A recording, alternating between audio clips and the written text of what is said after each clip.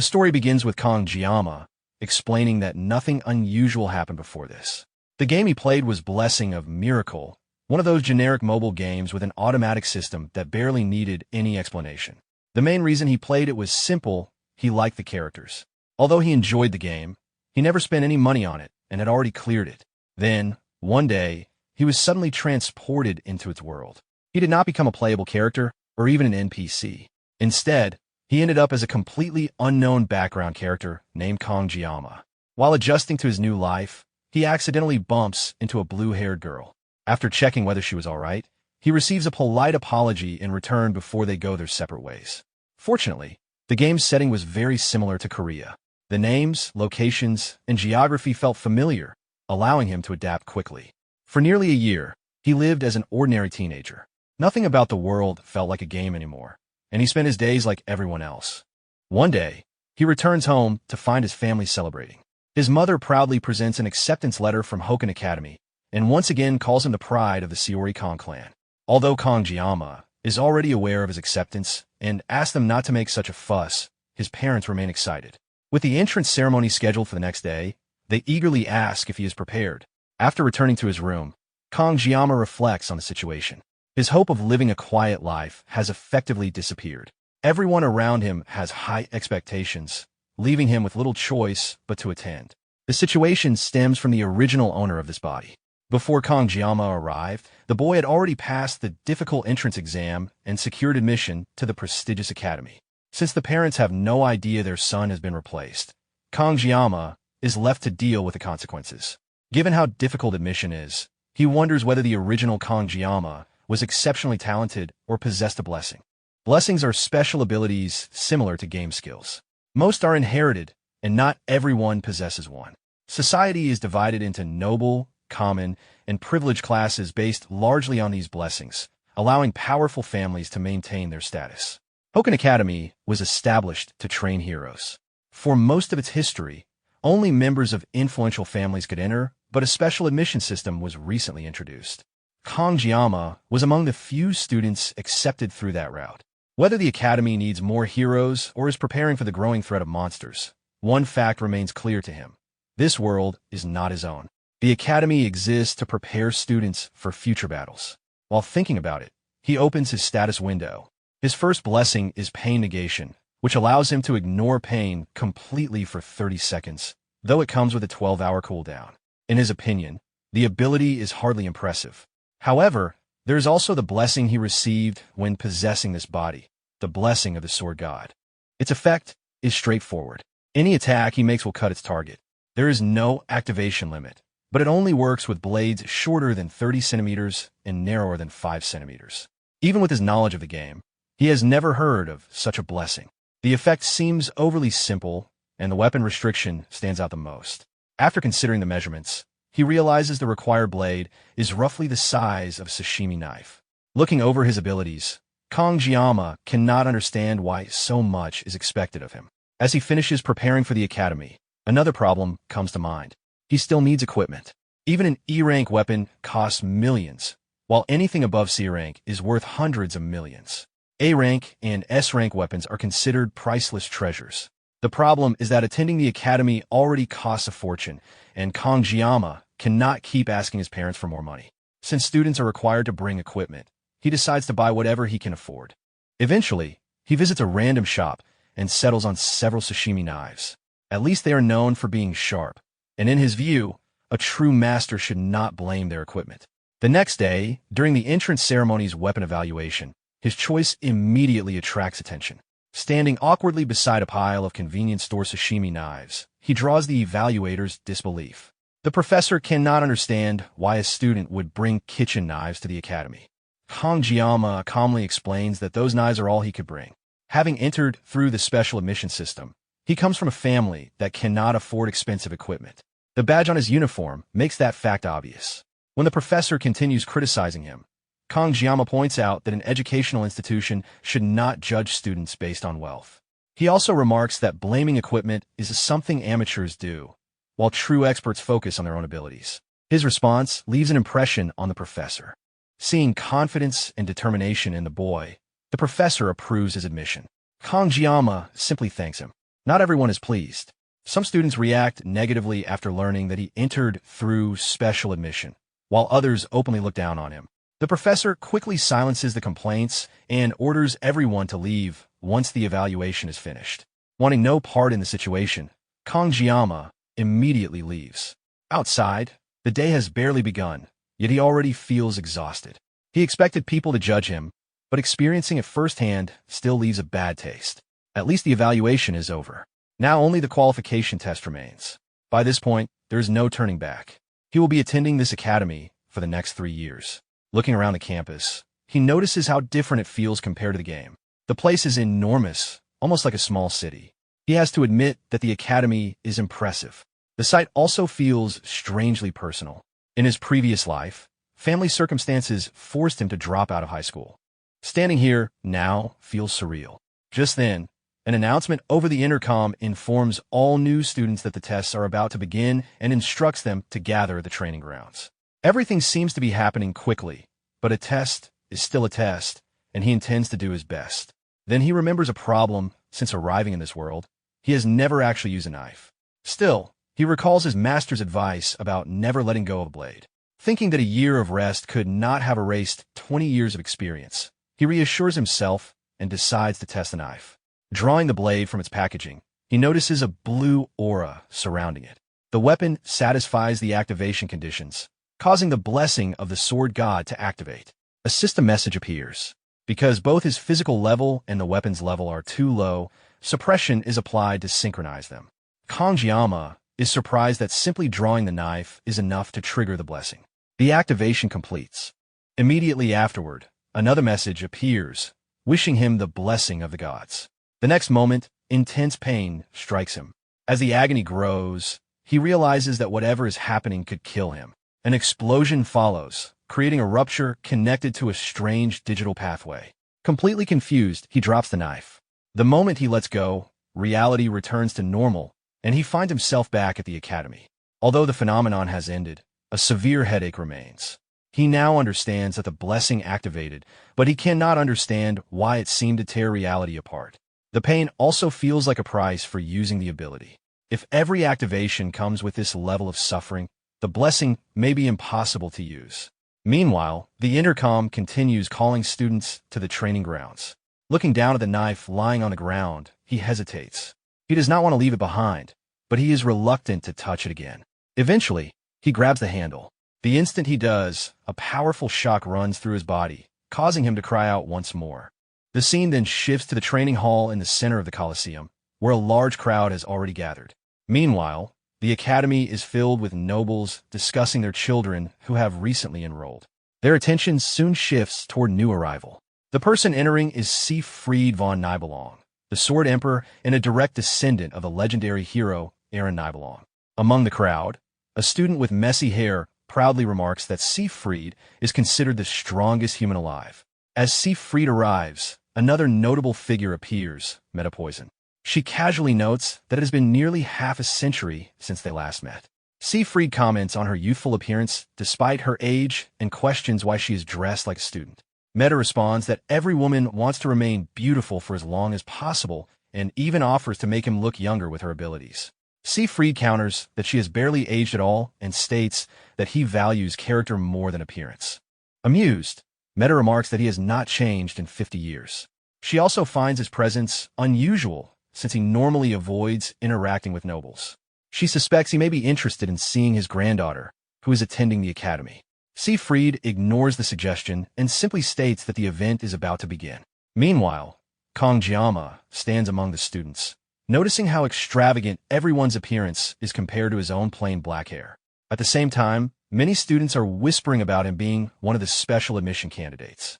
For the first time, he truly feels the gap between himself and the academy's elite students. Suddenly, a commotion breaks out as another student arrives. Kangjiyama immediately recognizes the blue-haired girl. She is Abel von Nibelung, granddaughter of the Sword Emperor and the heroine of Blessing of Miracle. Seeing her in person leaves him stunned. She had already been impressive in the game, but her presence in reality feels completely different. The story then explains the existence of subspace, a realm separate from reality. Inside it, injuries and pain feel completely real, but events there do not affect the real world. Because of this, even lethal combat is permitted within the space. The Academy's entrance examination will take place there. Metapoison explains that the test will be a battle royale competition. Participants will be divided into groups of 10, and rankings will be determined by survival. She also announces that there will be no restrictions on equipment. C-Free points out that such a rule heavily favors wealthy students. Meta agrees, but argues that the noble families financially support the Academy. She adds that introducing the special admission system had already required considerable effort. Standing among the crowd, Kong finds himself distracted by Abel's appearance. However, because he knows the game's story, he quickly reminds himself not to get involved. Abel is one of the main heroines, and her story is tied to another protagonist. As far as Kong is concerned, that world has nothing to do with him. His goal is simple: survive school, avoid trouble, graduate safely, and find an ordinary job. Although heroes earn the highest salaries, the pain he experienced merely activating his blessing is enough to convince him that such a path is impossible. Rather than saving the world, he would much rather work a comfortable desk job. Soon, a crystal floating in the sky announces the official examination rules. The test will be a battle royale. The last survivor in each group will receive the star rank. Second and third place will earn the dragon rank. Fourth through seventh place will receive the wolf rank, while 8th through 10th place will be classified as ordinary rank. Scoring will be automatic, and there is no time limit. Listening to the explanation, Kong realizes the system functions almost exactly like a game. His objective is clear: finish the test quickly while attracting as little attention as possible. Moments later, a mechanical device releases blue energy throughout the area and officially begins the examination, wishing all participants the blessings of the heroes. Kong only concern is avoiding the use of his weapon if possible. The test progresses rapidly. Before long, most participants have already been eliminated, and the rankings begin appearing one group after another. Rachel takes first place in the 24th group. In the 47th group, Saki Ryo claims first place while Sarita secures second. Watching the results, Meta comments that the competition feels somewhat predictable. With descendants of powerful families, such as the Nibelongs, Changs, and Jelongs participating, the outcome was never in doubt. Among them, Abel's performance stands out the most. She clears her group in only 7 minutes and 14 seconds. Although she fails to surpass her grandfather's Academy record, the result still places her among the Academy's 10 fastest performers. Siegfried remarks that such talent is only natural for a descendant of the Nibelung family.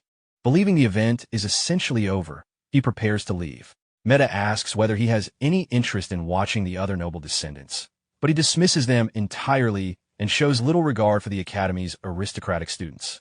After exchanging farewells, the two prepare to part ways. Then, without warning, both of them suddenly stop. At the same moment, shock spreads throughout the entire arena. A strange energy suddenly spreads through the arena. Metapoison immediately notices it and asks Siegfried whether he felt it as well. Looking around, Siegfried becomes alarmed. He cannot determine where the disturbance is coming from. Then both of them notice a blue light in the sky. As everyone looks up, the space above begins to crack apart. Fragments break away and fall toward the ground, exploding among the students. Confusion spreads through the crowd as people wonder whether someone has fallen out of the subspace. A second flash appears. This time, Siegfried watches as a small knife drops from the sky, followed by a person. Meta immediately orders the medics and cadets to respond. Lying on the ground is none other than Kong. The story then flashes back to reveal what happened inside the subspace. At the time, a blonde student was struggling against one of the Mao brothers while another student was struck down nearby. Kong quickly realizes that the examination has turned into something far worse than a simple battle royale. The Mao brothers have a reputation for brutality.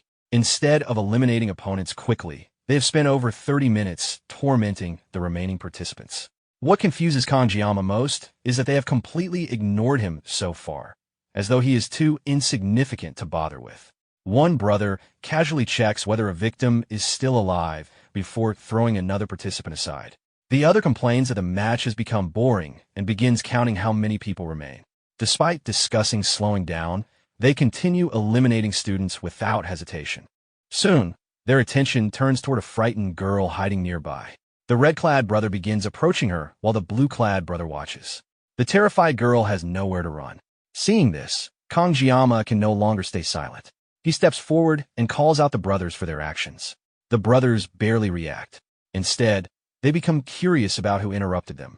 After recognizing him as a special admission student, they immediately dismiss him as an easy target. One brother threatens to crush him, while the other talks about making an example of him. Kangjiyama's mind races. His pain negation blessing lasts only 30 seconds, and these two have been dominating the battlefield for over half an hour. Under normal circumstances, he has no chance. Then he remembers the sashimi knife in his bag. The moment he touches it, the blessing of the sword god will activate. He knows the risks, but it is the only option available. Drawing the knife, he triggers the blessing once again. A blue aura surrounds the blade. The Mao brothers are briefly surprised before bursting into laughter. To them, the weapon looks ridiculous. Even the frightened girl stares in disbelief. Certain of victory, the red-clad brother charges directly at him. At the same time, Kangjiyama activates pain negation. 30 seconds. That is all he has. As the blessing activates, the red-clad brother continues mocking the tiny kitchen knife. Kangjiyama knows there is no room for hesitation. Either he cuts his opponent down or he dies. The only problem is that he is not cutting a fish. He is cutting a person. A memory suddenly surfaces. Years ago, while working in a kitchen, he once asked his mentor whether the scenes in gangster movies were realistic. The question earned him an immediate scolding and a reminder to call him master. His mentor, a former gangster, had even severed one of his own hands as atonement for his past crimes. Curious, Kangjiyama had asked whether a person could really be cleanly cut apart with a knife. His mentor explained that human skin and muscles contract when struck, making clean cuts extremely difficult. Stabbing repeatedly is much easier than slicing through a body. Fish are sliced while lying still for a reason. When Kangjiyama suggested that maybe the mentor simply lacked skill, he received another smack and was firmly told that such a thing was impossible. Back in the present, that claim is put to the test. The blessing of the sword god states only one thing. If he attacks, it will cut. The blade flashes. The red-clad brother's expression changes instantly. His arm separates from his body and flies through the air before crashing onto the ground. For a moment, he cannot even understand what happened. Then the pain arrives. As the severed arm lands nearby, the brother lets out a scream of agony. Watching the result, Kangjiyama slowly steps forward. Panicking, the blue-clad Mao brother calls for help and retreats toward his sibling. However, the red-clad brother is already frozen in place, unable to process what just happened. Realizing the danger, the red-clad brother rushes at Kangjiyama, convinced that the boy intends to cut them both down. Before he can react, Kangjiyama makes another move. The attack passes through him as effortlessly as a knife slicing through paper. The blue-clad brother watches in horror as his sibling is cut apart. Looking down, he sees part of his brother's head on the ground beside him. He screams and calls out for his brother, Shun. Nearby, the rescued girl watches the scene in complete shock. Meanwhile, the surviving Mao brother desperately tries to regain his composure. He reminds himself that they are inside the subspace and convinces himself that Kangjiyama is still just an amateur. Perhaps the previous attacks were some kind of coincidence. Still, one fact is impossible to ignore. That knife is dangerous. Concluding that his brother lost because he was careless, the Mao brother activates several blessings at once. One reinforces his defenses, another increases his jumping ability by 200%, and a third enhances the spiritual damage of his attacks. Confident in his abilities, he declares that it is time to show Kangjiyama his true strength. Whatever that knife may be, he believes even an S-rank weapon would not be able to damage his fists. While the Mao brother prepares for battle, Kangjiyama remains standing still. Silently, he counts the remaining seconds of his blessings. 21. The Mao brother charges forward, insisting that he is nothing like his sibling. In his mind, if Kangjiyama remains motionless, he will simply crush his head. As the distance closes, Kangjiyama continues counting. 5 seconds remain. Then, suddenly something happens. The Mao brother freezes in confusion. He cannot understand what just occurred. For a brief moment, he wonders whether Kangjiyama somehow used him as the target of a thrown blade. Before he can figure it out, his consciousness fades. With only 2 seconds remaining on the blessings, the Mao brother collapses. At that exact moment, the effects end. The pain Kangjiyama had been suppressing crashes into him all at once, causing him to collapse in agony. Sometime later, he opens his eyes in what appears to be a hospital room.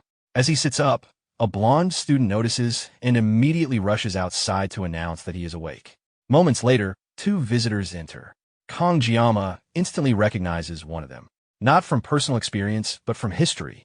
The man standing before him is Siegfried, one of the 7 heroes of the 7 Stars, and the warrior who defeated the 6th Legion commander of the Demon Lord's army 50 years ago. Beside him stands Metapoison. Wondering why such important figures are visiting him, Kangjiyama waits nervously. Siegfried begins by asking for his name before directly questioning him about what happened during the examination. Although Kangjiyama is not entirely sure himself, he realizes that whatever occurred was connected to him. As he answers, he notices Siegfried's hand resting on his sword. The sight alone makes him aware of the overwhelming gap between them. Nervously, he admits that he may have gone too far during the examination and states that he is willing to accept whatever punishment follows. Siegfried simply studies him in silence. Before the conversation can continue, Meta interrupts and tells Siegfried to stop intimidating the student. She casually approaches Kangjiyama and explains that Siegfried personally treated his meridians while he was unconscious. She also admits that she has become interested in him after seeing the examination footage. Siegfried immediately scolds her for behaving so informally with a new student. Completely confused by the situation, Kangjiyama struggles to understand why the Sword Emperor helped him and why the Academy president seems so interested in him. Meta explains that she reviewed the recordings while he was unconscious. Watching him risk himself to protect another student left a strong impression on her. In her eyes, his actions were heroic. Once again, Siegfried tells her to behave more appropriately. Eventually, Meta gets back to the main point. Neither she nor Siegfried intends to punish him for what happened during the examination. She does mention, however, that the 2 Mao brothers appear ready to withdraw from the academy. The news leaves Kangjiyama somewhat surprised, though he is relieved that he will not have to deal with them again. Siegfried then reveals the real reason they came. Kangjiyama achieved the highest ranking in the entire evaluation. The announcement leaves him stunned. His goal had always been to avoid attention and live a quiet life, yet somehow he had become the Academy's top student. Later, in Meta's office, the Academy president reflects on her nearly 20 years in charge of the institution and admits that she has never seen a situation like this before. To her surprise, Kangjiyama openly states that he does not want the position. Both Meta and Siegfried are confused. They explain that becoming part of the star class is an extraordinary honor and that the ranking was determined directly by the subspace itself. After listening to their explanation, Kangjiyama still refuses to be enthusiastic about it. His reaction leaves Siegfried completely puzzled. Afterward, Meta asks whether he is upset that Kangjiyama has taken the position many expected to go to his granddaughter. Siegfried dismisses the idea.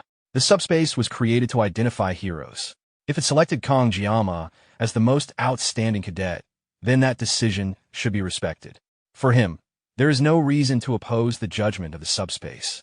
Siegfried could have understood the situation if Kangjiyama possessed overwhelming talent, an extraordinary physique, or years of experience. The problem was that none of those things applied. Kangjiyama was still a young boy whose body had not even fully matured. Yet, during the examination, his movements and cuts displayed a level of swordsmanship that reflected true mastery. It was the kind of concept Siegfried himself had pursued for decades. What made the situation even stranger was Kangjiyama's physical condition. After examining him, Siegfried found no signs of training. His body was fragile and poorly conditioned, completely inconsistent with the skill he had displayed. The contradiction made no sense. For the first time in many years, Siegfried felt a sense of curiosity and competitiveness. He wanted to understand how someone so young could possess such ability. Metapoison, meanwhile, treated the matter far less seriously. In her usual eccentric manner, she joked about Kangjiyama's potential and teased Siegfried for his thoughts on the matter. Siegfried responded by bluntly pointing out the nickname Academy staff used for women like her. The comment immediately started another argument between them. Meanwhile, Kangjiyama managed to achieve what he considered a major victory. Instead of remaining at the top of the rankings, he was reassigned to the Wolf class. Previously, there had been discussions about placing him in one of the Academy's elite classes, possibly even the Tiger class. However, Meta insisted that the details surrounding him remain confidential. For Kangjiyama, the Wolf class was ideal. His goal had always been to stay away from attention, avoid power struggles, and live as quietly as possible. Given everything that had happened, ending up there was a far better outcome than becoming the Academy's star student. When he enters the classroom, every student immediately turns toward him. The badge on his chest naturally attracts attention. Fortunately, after a brief look, everyone returns to their own conversations. Kangjiyama quietly relaxes. Being ignored is exactly what he wants. After taking his seat, he begins enjoying the peaceful atmosphere of being left alone. That peace lasts only a few seconds. A familiar red-haired girl approaches him. It is the girl he rescued during the examination. She thanks him for helping her, and when he appears confused, she clarifies that she is referring to the Battle Royale test. Using unusually formal speech despite being the same age, she expresses her gratitude. Kangjiyama brushes it off, saying anyone would have done the same. Privately, however, he feels a little guilty. Everyone views him as a hero, but from his perspective, he had simply been trying to survive. The two exchange introductions. She introduces herself as Chloe, while Kangjiyama introduces himself in return. He politely remarks that he did not expect them to end up in the same class. Internally, though, he is puzzled. After spending countless hours playing the game, he has no memory of a character named Chloe. Since the main story begins during the war against the demon tribe and she never appeared there, he concludes that she is probably just another ordinary student. Before the conversation can continue, Kangjiyama asks her to keep the events of the examination a secret. Chloe agrees. She seems ready to ask him something in return, but the instructor arrives before she can continue. The class immediately settles down. The instructor introduces himself as Lee Won-bin, the Wolf class homeroom teacher. After congratulating everyone on their admission, he reminds them that they now carry the legacy and pride of Hero Valor Hoken. Without wasting time, he orders the students to change into their training uniforms. Physical training will begin in 30 minutes. When a student asks about the day's training schedule, Kangjiyama already suspects the answer. The routine turns out to be a basic endurance program that reminds him of a certain famous training regimen. Curious about something else, Kangjiyama approaches the instructor. To his surprise, Lee Won-bin already knows his name. Kangjiyama explains that he is not feeling well. The instructor casually remarks that ordinary training may not be necessary for the Academy's highest-ranked cadet and suggests transferring him to the star class instead. At that moment, Kangjiyama immediately realizes that Meta must have informed the instructors about his real ranking. He quickly changes the subject and claims that he only needed permission to visit the restroom. Soon afterward, training begins. Outside, the students run lap after lap around the field. Kangjiyama quickly falls behind. His lack of conditioning becomes painfully obvious. He struggles through what is supposed to be a warm-up, only for Chloe to catch up and ask whether the exercise is really that difficult. Embarrassed, he insists that he is doing fine. At that point, he has completed 5 laps. Chloe casually mentions that she is already on her 9th. Before he can respond, she encourages him to keep going and runs off ahead. Watching her disappear into the distance, Kangjiyama realizes just how unprepared he truly is. Later that day, after training finally ends, he returns to his room exhausted. Empty bottles are scattered around as he collapses into a chair. After only 1 week at the Academy, he has discovered an unexpected problem. Food. The scene shifts to the cafeteria, where Kangjiyama arrives, starving and ready to order a proper meal. Before he can buy anything, the cafeteria worker asks for his meal ticket. Only then does he learn that food requires separate meal passes. Confidently, he heads off to buy one. The moment he sees the price, however, his confidence disappears. The cost is absurdly high. Now sitting alone with the cheapest drink he could afford, Kangjiyama stares at the menu in frustration. The Academy charges so much for food that a single meal nearly costs what he once spent in an entire month just getting by. One day, a system notification suddenly appears before Kangjiyama. His physical stats have reached level 12. The message explains that as his power increases, more restrictions from the blessing of the sword god will be lifted. He can now use blades up to 38 centimeters in length. The notification immediately lifts his mood. His training has not been pointless after all. Looking in a mirror, he notices that his body has become more defined. His growth is progressing surprisingly fast, likely due to the effects of the sword god's blessing. At this rate, he may soon be able to wield a proper short sword. Ironically, on the day of the entrance examination, he had been afraid to draw a blade. Now he feels uncomfortable whenever he is not carrying one. The change makes him wonder whether the blessing is subtly affecting his mind. Before he can think further, someone knocks on the door. When he opens it, he finds Chloe standing outside. Politely, she asks if she can come in and whether she's interrupting anything. Since he was simply resting, Kangjiyama assures her that it is not a problem. Chloe explains that she has not seen him in the cafeteria all week and wanted to check whether he was doing all right. Kangjiyama tells her that he is fine and has simply been finding food elsewhere. Satisfied with the answer, Chloe says she will stop worrying. She then casually mentions that she plans to cook dinner and needs to buy ingredients. At first, Kangjiyama seems uninterested. Moments later, however, he is already outside with her, urging her to hurry while confidently declaring that he can handle the cooking himself. Sometime later, dinner is finished. Chloe has already cleaned her plate and enthusiastically praises the meal. Kangjiyama notices that every bit of food has disappeared. Curious, he asks why her refrigerator contains so much fish. Chloe explains that she grew up near the coast. Hearing that, Kangjiyama immediately brightens. Fish happens to be his specialty. Wanting to show off, he decides to prepare another dish using his sashimi skills. Unfortunately, the sword god's blessing complicates things. He asks whether she owns a long knife similar to a sword. Chloe offers her own sword, but after seeing it, Kangjiyama decides against using it. Instead, he settles on another approach. Activating both pain negation and the blessing of the sword god, he prepares the entire dish in only 21 seconds. Even he is impressed by the result. Chloe asks how he became so skilled at cooking.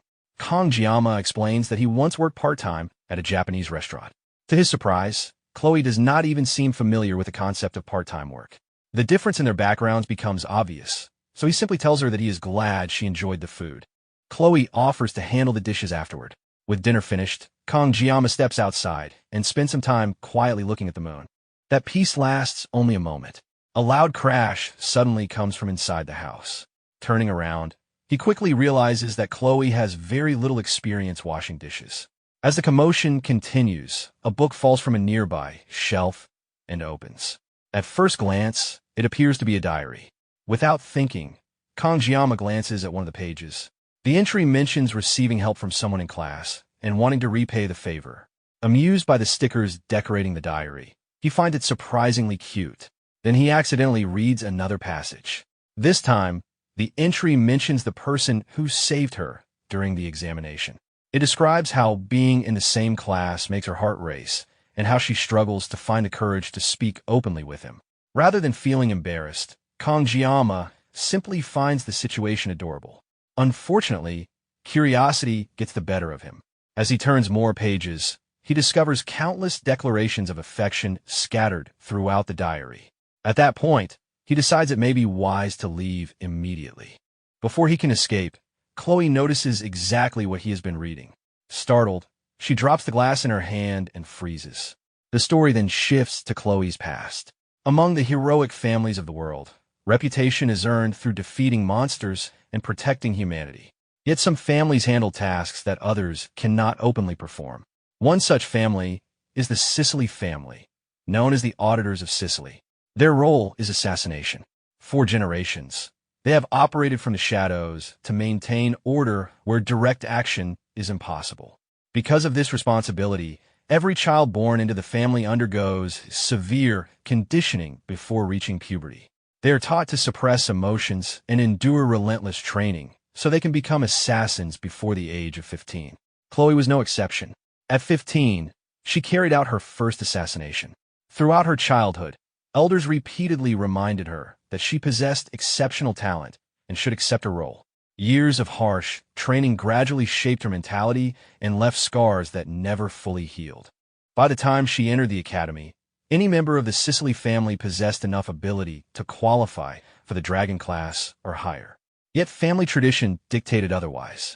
They deliberately entered lower-ranked classes to avoid attention. Before she left home, an elder warned her never to stand out. As a result, Chloe accepted that even at the academy, she would never truly be free to live as she pleased. She assumed her life there would be as predictable as everything that came before. Then she met Kangjiyama. For the first time, something unexpected entered her world. For Chloe, everything began during the examination. When Kangjiyama stepped forward and confronted the Mao brothers, asking whether they had lost their minds, something changed. Originally, Chloe had fully accepted what was about to happen. Her family's plan had always been for her to remain in a lower-rank class. Dying inside the subspace was simply part of maintaining that image. Since death there was not permanent, she had prepared herself to endure it without resistance. She was not afraid. It was the life she had always known. Then Kangjiyama appeared. The path she had accepted without question was suddenly interrupted. For the first time, she saw someone drawing a sword for the sake of another person rather than for duty, status, or family expectations. He stood between her and danger. The sight reminded her of a fairy tale she had loved as a child, a story about a princess trapped in a castle and the person who came to save her. At that moment, her heart began racing. A single question entered her mind. Was this what people called love? Back in the present, Kangjiyama is completely unaware of what is going through her head. The atmosphere between them has become unbearably awkward. They stare at each other in silence, while he desperately tries to understand why she seems so upset. Attempting to change the subject, he comments on how beautiful the moon looks that night. After thanking her for the meal, he decides it would be best to leave. Just as he turns to go, Chloe suddenly asks whether he saw it. Confused, Kangjiyama asks what she means. Chloe makes it clear that she is talking about the diary. Embarrassed, he awkwardly tries to pretend he only saw a notebook and assumes she must be studying hard. Unfortunately, Chloe is not fooled. She continues pressing him while he repeatedly denies reading anything. After several attempts to avoid the question, he finally admits the truth. Yes, he saw it. The moment he confesses, the atmosphere changes completely. Chloe slowly begins drawing her sword. Kangjiyama immediately realizes something is wrong. Looking around, he quickly assesses his situation. The room is on the 4th floor, eliminating the possibility of escaping through the window. The door is the only exit, but Chloe stands between him and it. As she slowly advances, dragging her sword across the floor, Kangjiyama notices how different she looks. Her eyes are empty. Her expression lacks emotion. The cheerful girl from earlier seems to have vanished entirely. At that moment, he recalls several occasions when her personality had shifted unexpectedly during their conversations. Now the difference is impossible to ignore. The diary appears to have triggered something. Whatever is standing in front of him now feels far more dangerous than the Mao brothers ever did. Kangjiyama desperately searches for a way out. His sashimi knife is still in his room.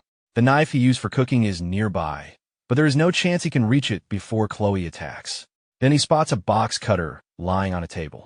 At the same moment, Chloe lunges. Without hesitation, Kangjiyama grabs the box cutter. Part of him wishes they could have solved this through conversation, but there is no longer time for that. The blessing of the sword god activates. As Chloe closes the distance, Kangjiyama calmly notes that her hair has become a little too long. The blade flashes. A clean cut follows. The scene then shifts. Chloe is lying on a bed. When she finally wakes up, she appears completely disoriented. The first thing she does is ask where Kangjiyama is. Fragments of memory return to her. She remembers seeing him standing near the window while she was washing dishes. Then she notices her katana nearby. Relieved, she picks it up. Apparently, losing consciousness after using the weapon is not unusual for her. Most of the time, after carrying out an assassination, her memories become vague. What she remembers most clearly are the words of the old man who raised her, constantly reminding her never to reject her talent as an assassin. Frustrated, she collapses face first onto her pillow. Of all the times to faint, it had to happen while Kangjiyama was there. Her embarrassment only grows the more she thinks about it. Then, something catches her attention. A box cutter is lying on the floor. Confused, she wonders why it is there. Reaching up absent-mindedly, she touches her hair. Only then does she realize it feels noticeably shorter than before.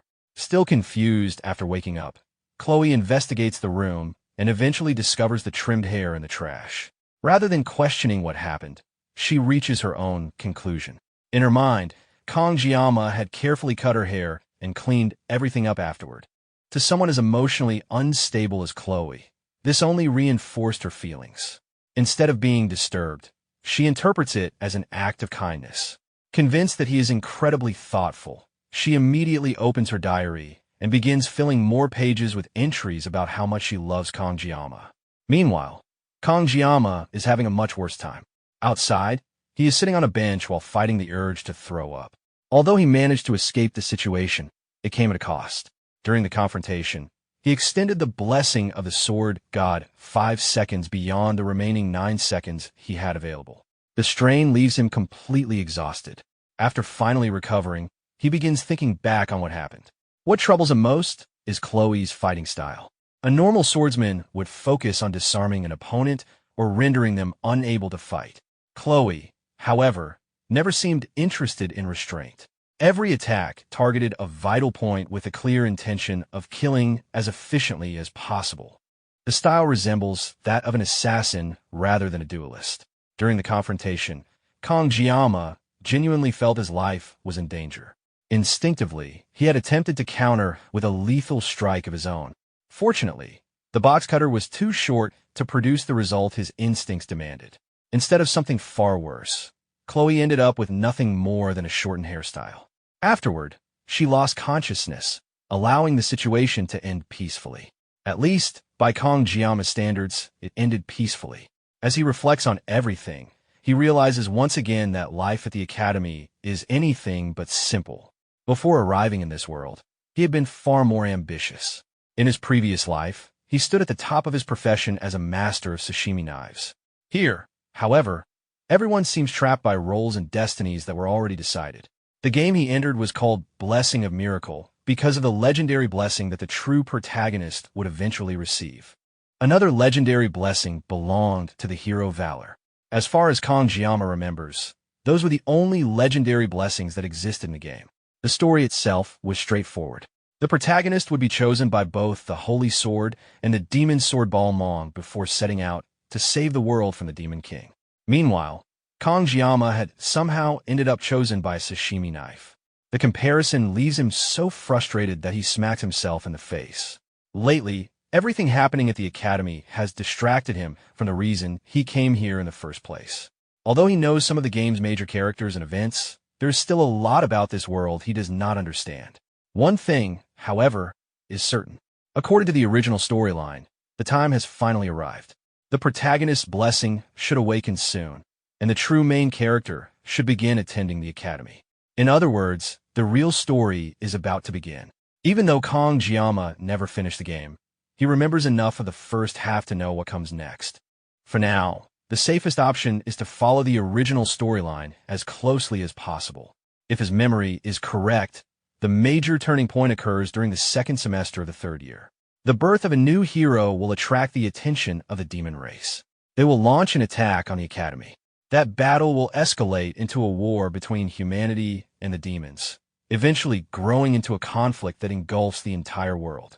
From a storytelling perspective, Kong-jiama knows the plot is painfully cliché.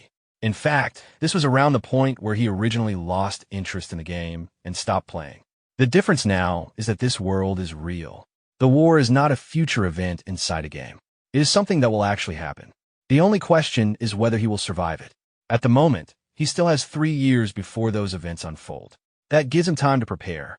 Ideally, he would like to find a way back to his original world. If that proves impossible, then his only option will be to become strong enough to survive. After all, Blessing of Miracle was supposed to be a game filled with heroes, adventures, and happy endings. Surely there must be a path that leads to one. The protagonist will undoubtedly survive the coming story. Kong-jiama, however, still needs enough power to protect himself when that day arrives. At the same time, Kong-jiama knows he cannot attract too much attention. If he becomes too prominent, he will inevitably be dragged into the future war against the Demon King's army. The recent incident with Chloe also taught him an important lesson. He cannot keep relying on pain negation every time he gets into trouble. Opening his status window, he reviews his current information. His growth has been surprisingly impressive. What catches his attention, however, is that the interface seems to reveal more details with each passing day. Some entries are easy enough to understand, such as mental strength. Others are not. One particular stat immediately stands out.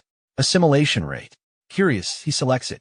A message appears stating that access to the information is restricted. Rather than providing answers, the system only leaves him with more questions. For now, though, he decides to focus on a more immediate problem. He needs a proper weapon. Relying on pain negation for 30 seconds at a time is not a sustainable strategy.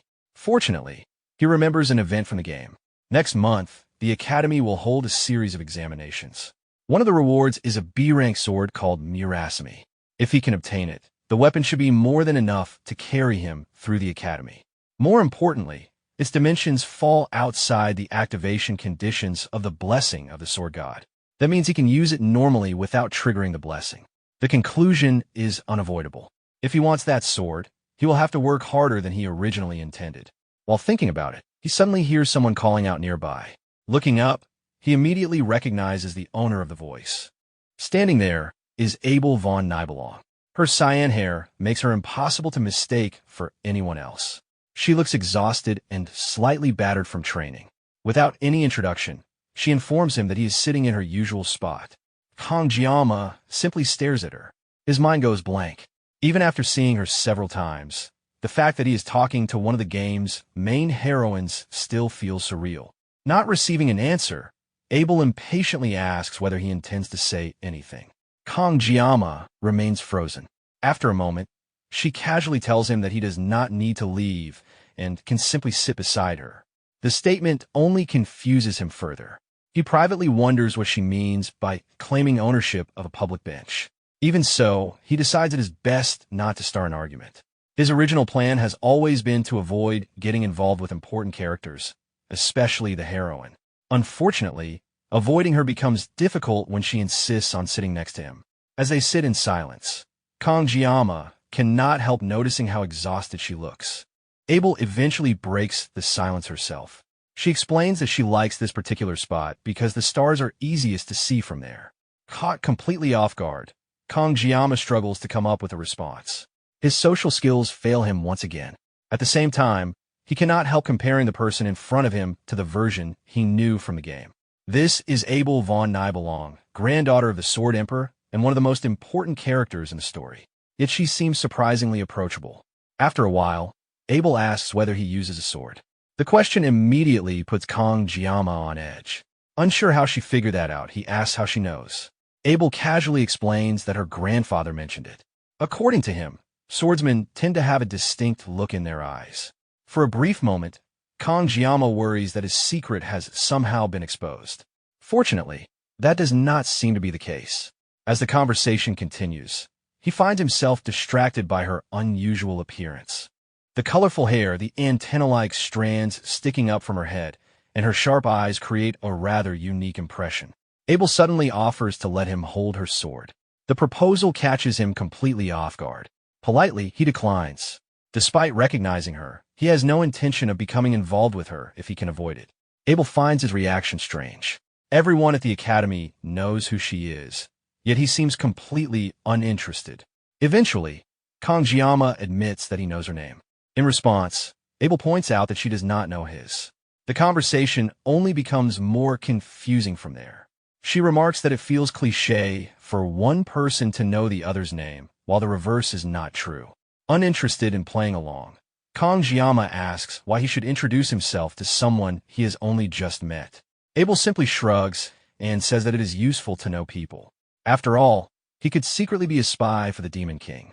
The accusation is obviously not serious, but she continues anyway.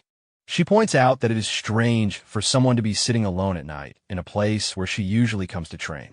Listening to her reasoning, Kangjiyama can only wonder how he ended up having this conversation in the first place. At that moment, Kangjiyama notices Abel resting a hand on her sword and briefly feels as though he is being interrogated. Rather than answering directly, he turns the question around and points out that she could just as easily be a spy for being there. Abel calmly explains that she is training. Kangjiyama immediately claims that he is training as well. Curious, Abel asks what kind of training leaves someone sitting so calmly on a bench. He answers that he is practicing breathing exercises. During the conversation, Kangjiyama notices several wounds on her hands. The moment Abel realizes he has seen them, she instinctively tries to hide her arm. After a brief pause, Kangjiyama compliments her dedication. Abel accepts the compliment and explains that carrying the bloodline of Siegfried comes with enormous pressure. According to her, people constantly expect perfection from her. Any weakness would invite criticism and create opportunities for others to take advantage of her position. Eventually, the conversation shifts to the academy rankings. Abel admits that this year is the first time she has failed to become the top student. For someone with her reputation, The experience is entirely new. Surprisingly, she says the result was not entirely unpleasant. In some ways, it felt like a relief. At the same time, however, she is determined to find the person who surpassed her. Once she does, she intends to defeat them. Kangjiyama asks whether she really needs to take it that seriously. Abel answers that it is a matter of pride. She even tried asking her grandfather for information, only to learn that the person was not in her class and had only recently enrolled at the academy. Realizing she has revealed more than intended, Abel quickly apologizes and remarks that she should not be discussing such personal matters with someone she just met. This only makes Kangjiyama more curious. He asks why she decided to tell him all of this in the first place. Abel's answer is straightforward. She says it is because he seems weak. According to her family's teachings, they should be firm with the strong and kind to the weak. Hearing that, Kangjiyama finally understands why she's been so approachable. She is not treating him as an equal. She simply thinks he is harmless. Suddenly, many things about her behavior begin to make sense. After a while, Kangjiyama decides it is time to leave. He wishes her a good night and starts walking away. Before he can escape, Abel stops him one last time and asks when he plans to tell her his name. The scene then shifts back to academy life. Compared to everything he expected, things have been surprisingly peaceful. Chloe quickly adapts to the class environment, making friends and fitting in naturally. Kangjiyama, on the other hand, avoids eye contact whenever she approaches. Her friends often give him disapproving looks, but he pays little attention to them. Most likely, they dislike him because of his special admission status. Still, he considers himself fortunate. The Wolf class is exactly where he wants to be. At the beginning of every school year, the Star and Dragon classes usually become involved in factional politics and competitions between influential families. Even back when he played the game, Kangjiyama found those storylines annoying. He is relieved that he does not have to participate in any of it. As he wonders what to eat that day, an unexpected gift arrives. Metapoison personally sends him a black card along with an apology for forgetting to give it to him earlier. To his surprise, it is her personal card. Kangjiyama is completely stunned. For a moment, he feels as though someone has suddenly decided to sponsor his entire academy life. More importantly, however, everything still seems to be following the original storyline. So far, he has not caused any major disruptions. If things continue like this for the next 3 years, he might actually achieve the quiet future he wants. Of course, that optimism conveniently ignores the massive war waiting in the future. Later, during class, a professor begins teaching a lesson about a war that occurred 700 years ago. The conflict was fought between the Demon King and the hero Joa Queen. After the war ended, Joa Queen established a system to train future heroes, eventually founding the academy alongside 7 disciples. The professor emphasizes that the material will appear on future exams. Meanwhile, Kangjiyama struggles to stay awake. Having played the game numerous times, he already knows most of the information by heart. The lecture eventually focuses on Valoran, one of the academy's founders. For over 20 years, Valoran fought against the demon commanders and led humanity's resistance against the demon armies. During a battle against the commander Lycan, however, Valoran lost an arm. The injury permanently ended his ability to fight on the battlefield. At the end of the First War, the battlefield was covered in blood, and neither side could claim a decisive victory. The conflict ultimately ended in a truce between humans and demons. It was after this war that Joa Queen founded the academy. The professor reminds the class that these events took place 700 years ago and that the long period of peace humanity enjoys today exists because of those sacrifices. Some students begin wondering whether a war of that scale could happen during their own generation. Kangjiyama already knows the answer. The 700 years of peace are nearing their end. Part of him considers warning Metapoison. However, he has no idea what consequences such a revelation might create. Despite her carefree attitude and frequent complaints about academy work, Meta is one of the first people destined to notice the coming disaster.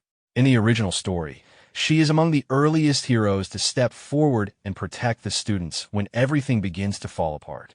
Unfortunately, Kangjiyama also remembers something else: her fate. Although he never finished the game, he clearly remembers that Meta eventually becomes one of the first major sacrifices in the war against the Demon King. The thought leaves him uneasy. Soon, the professor concludes the lecture, thanks everyone for their attention, and reminds them that examinations will begin in 2 weeks. As students begin leaving the classroom, Kangjiyama remains seated, lost in thought. That is when he overhears nearby conversations. People are talking about someone. Checking the date on his phone, he suddenly remembers. May 5th. This is the day the protagonist arrives. Leon van Reinhardt. For Kangjiyama, Leon's arrival marks the true beginning of the story and the first step toward the collapse of 7 centuries of peace. Even before meeting him, Kangjiyama dislikes him. Leon is the perfect protagonist in every sense. He possesses exceptional charisma, natural talent, remarkable looks, and, most importantly, the legendary blessing of miracle. In other words, he is exactly the type of person destined to save the world. As expected, Leon's arrival immediately attracts attention. Students gather around him almost instantly.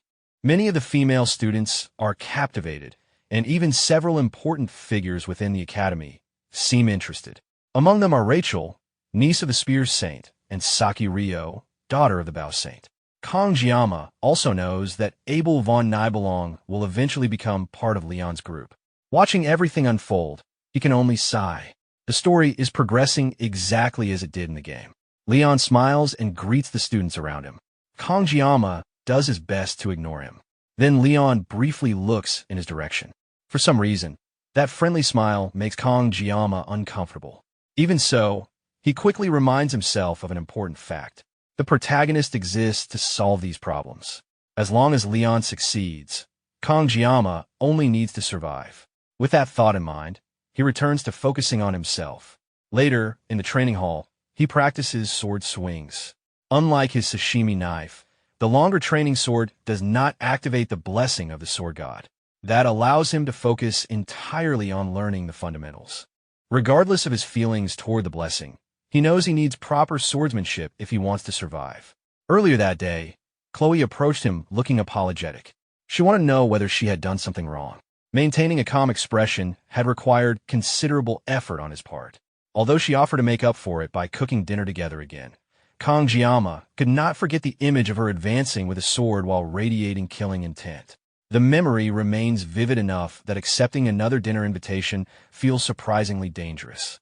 Instead of discussing food, he asked for something else. Swordsmanship lessons. The request catches Chloe off guard. After a brief moment of confusion, she happily agrees. Now, on the day of their training session, Kangjiyama arrives prepared. Chloe, however, arrives even earlier than planned. When she points out his supposed lateness, he immediately corrects her and notes that she simply arrived ahead of schedule. Chloe responds with an innocent smile. Watching her, Kangjiyama is once again reminded that she is both extremely skilled and unexpectedly approachable. Trying to focus on training, he hands her a wooden practice sword. Chloe tilts her head in confusion. She seems genuinely puzzled by the idea. Kangjiyama quickly explains that practice weapons are meant to prevent injuries during training. To his surprise, Chloe simply smiles and praises him for being considerate. Hearing that only makes him more convinced that asking for lessons was the right decision. The moment Chloe grips the wooden sword, Kangjiyama's confidence begins to fade. She swings effortlessly, producing sharp sounds as the blade cuts through the air. Every movement is precise and controlled. Watching her, Kangjiyama breaks into a cold sweat. The difference in skill is obvious. Once the sparring session begins, that gap becomes even clearer. Chloe's strikes are accurate, her movements smooth, and her attacks grow faster with each exchange. Kangjiyama manages to block several blows, but the force behind them leaves his arms trembling. Then a particularly powerful strike lands. His wooden sword shatters. Before either of them can react, the broken weapon triggers the blessing of the sword god. A dark aura immediately surrounds Kangjiyama. At the same time, a system message appears. His humanity is beginning to decrease. Inside his mental world, Kangjiyama suddenly finds himself back in the kitchen where he once worked. Confused, he wonders whether everything that happened at the academy was merely a dream. A fish rests on the counter in front of him. Remembering that he is supposed to prepare it, he reaches for a knife. One after another, every blade is rejected. Only the sashimi knife remains. Reluctantly, he picks it up. The moment he does, an overwhelming sense of comfort washes over him. Something dormant within him awakens. Then the system announces that the heat has been activated. Back in reality, Kongjiama's body begins moving on its own. His actions no longer seem guided by conscious thought. In an instant, he closes the distance between himself and Chloe. She barely manages to raise her weapon in time. Even so, the impact sends her flying backward. Coughing blood, Chloe struggles to regain her footing. Meanwhile, Kongjiama continues advancing. Consumed by the influence of the blessing, he shows no sign of stopping. Chloe repeatedly calls out to him, but he does not respond. Another attack follows. As she desperately shouts his name, something changes. Inside the mental world, Kongjiama finally notices that the fish in front of him is actually Chloe. Hearing her voice cuts through the confusion. The realization pulls him back to reality. Just as the next strike is about to land, he regains control and releases the weapon. The sword falls from his hand. Chloe, injured and exhausted, slowly opens her eyes. She had been preparing for the worst. Instead, she finds Kongjiama standing there. He helps steady her before quietly suggesting that they end the training session for the day. With that, he simply turns and walks away. Chloe remains standing there, confused and shaken by everything that happened. Later, while returning to her room, she reflects on the sparring match. What she witnessed was not simply strength. Kongjiama's fighting style felt entirely different. At certain moments, it seemed as though instinct alone controlled his movements. There was something dangerous hidden beneath the surface, something that even he appeared unable to control. The experience leaves a lasting impression on her. She had always known that Kongjiama possessed unusual abilities. Now she realizes the truth is far more unsettling. As she continues walking, someone suddenly calls out to her. The newcomer comments that she seems to be enjoying herself lately. Immediately, Chloe's expression changes. Standing before her is Knox, a second-year student and a member of her family. Chloe addresses him as her brother.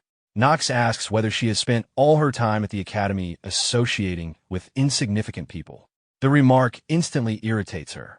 Without hesitation, she tells him not to speak about others that way. Knox merely smirks. After hearing Kongjiama's name, he casually warns her that continued association with him could attract the attention of the Sicily family. In that case, Kongjiama might become a target. Chloe lowers her head for a moment before walking away. As she leaves, she calmly states that even if the entire family came after Kongjiama, it would not end well for them. The conversation ends there. Chloe disappears down the hallway, while Knox remains standing alone. Quietly, he repeats Kongjiama's name and begins thinking about him. Elsewhere, Kongjiama reaches a conclusion of his own. The power he received is not a blessing in any meaningful sense. The more he experiences it, the more it resembles a curse. The loss of control, the influence on his mind, and the dangers it creates are becoming impossible to ignore. Determined not to rely on the blessing of the sword god any longer than necessary, he becomes even more motivated to find proper equipment and a safer source of strength. The more Kongjiama reflects on the incident, the more disturbed he becomes. The blessing of the sword god is not simply granting him power. It is actively working against his will. When the blessing takes over, it does more than remove pain. It fills him with a strange sense of freedom while simultaneously stripping away his control. Deep down, he feels like a puppet whose strings are being pulled by something else. During the activation, a constant impulse echoes through his mind. It urges him to keep cutting, to cut deeper, and to destroy everything in front of him. For a brief moment during his fight with Chloe, he lost control completely. Only her desperate scream managed to break through the haze. The sound pulled his consciousness back, allowing him to glimpse fragments of that strange world connected to the blessing. Realizing what was happening, he immediately let go of the sword. His instincts told him that if he continued holding it, he might never regain control of himself. Ironically, the very person who once tried to kill him ended up saving him from something far worse. Although he is annoyed that the entire incident started because Chloe broke his training sword, he cannot deny that he is also grateful. Even after leaving the training grounds, one question remains. How is he supposed to prevent this from happening again? The blessing is becoming increasingly difficult to view as a blessing at all. Little by little, Kongjiama begins piecing together a frightening possibility. Every activation seems to consume a part of him. As someone who does not truly belong in this world, he already feels like an outsider. He never wanted power, fame, or heroism. All he wanted was an ordinary life. Minor problems and occasional dangers were manageable. This is different. Now, he realizes that something inside him is slowly trying to take over. Whatever he received is not a gift from a god. It is a curse that intends to consume him eventually. This mysterious power is known as the art of the reverse sky. 3 days pass. The story returns to the classroom. A purple-haired student tries to start a conversation with Chloe, but she only half listens. Her attention is elsewhere. Kangjiyama has not appeared at school. Earlier that day, she visited his room and knocked on the door. The only response she heard was the sound of painful groans from inside. Worried about causing trouble by forcing her way in, she ultimately left. As she sits in class, she realizes just how much time she spends thinking about him. Watching him from a distance has become a habit. Whether he is lost in thought, training, or simply sitting quietly, she often finds herself observing him. At some point, she lost track of how many times she had done it. She always tries to remain discreet, hoping he will never think of her as bothersome. The realization makes her miss him more than she expected. Another day passes. For days have gone by. During class, the instructor tells everyone to settle down. Because of the rain, outdoor training has been canceled and replaced with study sessions. Even so, the instructor cannot help noticing Kangjiyama's continued absence. Despite his concerns, he chooses to trust the student and patiently waits for his return. The class eventually begins studying. Sometime later, the instructor hears someone approaching the classroom. Assuming it is a late student, he casually wonders who would dare arrive this late. Then he looks up. A figure steps through the door. The instructor freezes. So do the students. Chloe immediately calls out to Kangjiyama, asking what happened. The reason for everyone's reaction becomes obvious. He looks completely different. The gentle and somewhat ordinary appearance he had before is gone. His expression is sharper, his presence heavier, and his overall appearance has changed enough to leave everyone stunned. Whispers quickly spread throughout the room. Some students question whether this is really the same special admission student. Others openly comment that he seems far more attractive than before. The sudden transformation captures everyone's attention. Unaware of the growing commotion around him, Kangjiyama simply walks to his seat. Then he sits down with an expression that makes it clear he is in no mood to talk to anyone. After class ends, the students head to the cafeteria for lunch. Chloe immediately approaches Kangjiyama.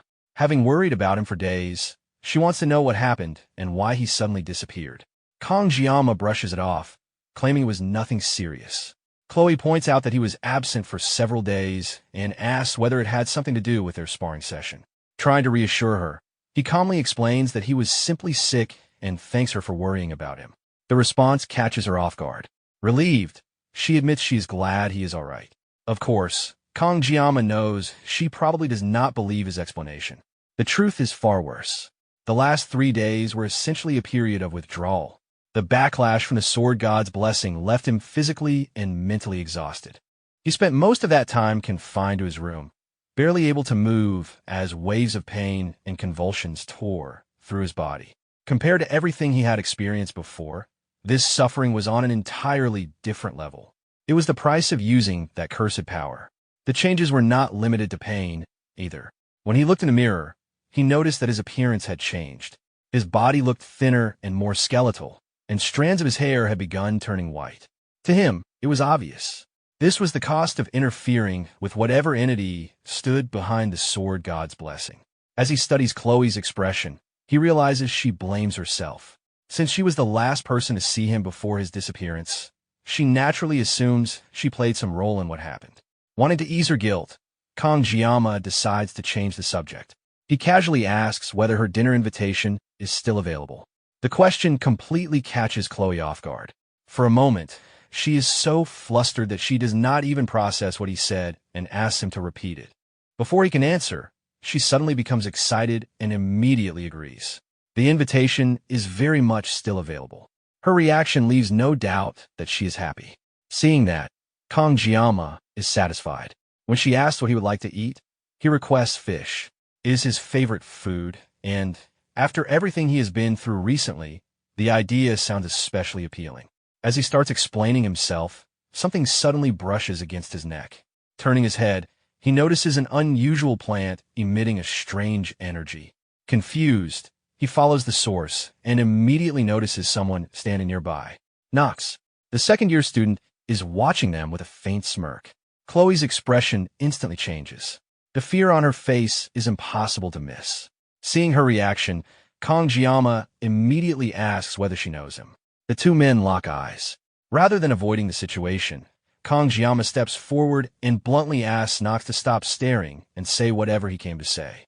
Nox remains silent for a moment. His glowing red eyes immediately catch Kangjiyama's attention. Before the situation escalates, Chloe quickly tells Kangjiyama not to get involved and demands that Nox leave. Although she tries to sound firm, the trembling in her voice reveals how nervous she really is. Nox barely acknowledges the warning. Instead, he comments that Kangjiyama does not seem particularly impressive and asks whether Chloe truly intends to break family rules because of him. Chloe immediately responds that she no longer has anything to do with the Sicily family. Nox disagrees. According to him, a person cannot escape the blood they were born with. No matter how far she runs, she will always belong to the family. Listening to the exchange, Kangjiyama quickly realizes he is witnessing a family conflict. Nox continues pressing the issue, insisting that Chloe abandon this distraction and return home. The moment he refers to Kangjiyama as a thing, however, Chloe immediately snaps at him. For someone usually cheerful, her reaction is surprisingly intense. Watching from the side, Kangjiyama begins recalling what he knows about the Sicily family from the game. They were a secretive organization that appeared midway through the story. Although they lacked the overwhelming military strength of the major heroic houses, they were unmatched in assassination and covert operations. Every child born into the family endured brutal training from an early age. Their purpose was simple: to become weapons. Given everything he knows, Kangjiyama cannot help thinking that Nox actually behaves exactly how he would expect someone from the Sicily family to act. If anything, Chloe is the unusual one. Despite her upbringing, she somehow remained cheerful and approachable. Nox, on the other hand, carries himself like someone who would not hesitate to kill if necessary. Kangjiyama knows that the Sicily family maintains order through fear and elimination of threats. He does not necessarily oppose killing when circumstances demand it. What troubles him is something else. Standing beside him, Chloe is trembling. She is biting her lip hard enough to draw blood. For the first time, Kangjiyama fully understands her situation. More than anything, Chloe simply wants to live a normal life. Unfortunately, just like his own cursed blessing, her circumstances are not something she can easily escape. The Sicily family shaped her entire life, and no matter how far she runs, that shadow continues to follow her. Kangjiyama knows he is not a hero. He has never wanted to become one, nor does he intend to start now. Still, he believes there is a difference between saving the world and helping a single person. Looking at Chloe trembling beside him, he asks himself why he is getting involved. The answer comes surprisingly easily. He wants to help her. He wants to resolve this problem with Nox. Even if the power he carries is a curse, he refuses to let it turn him into someone who runs away from everything. Turning toward Nox, Kangjiyama finally addresses him directly.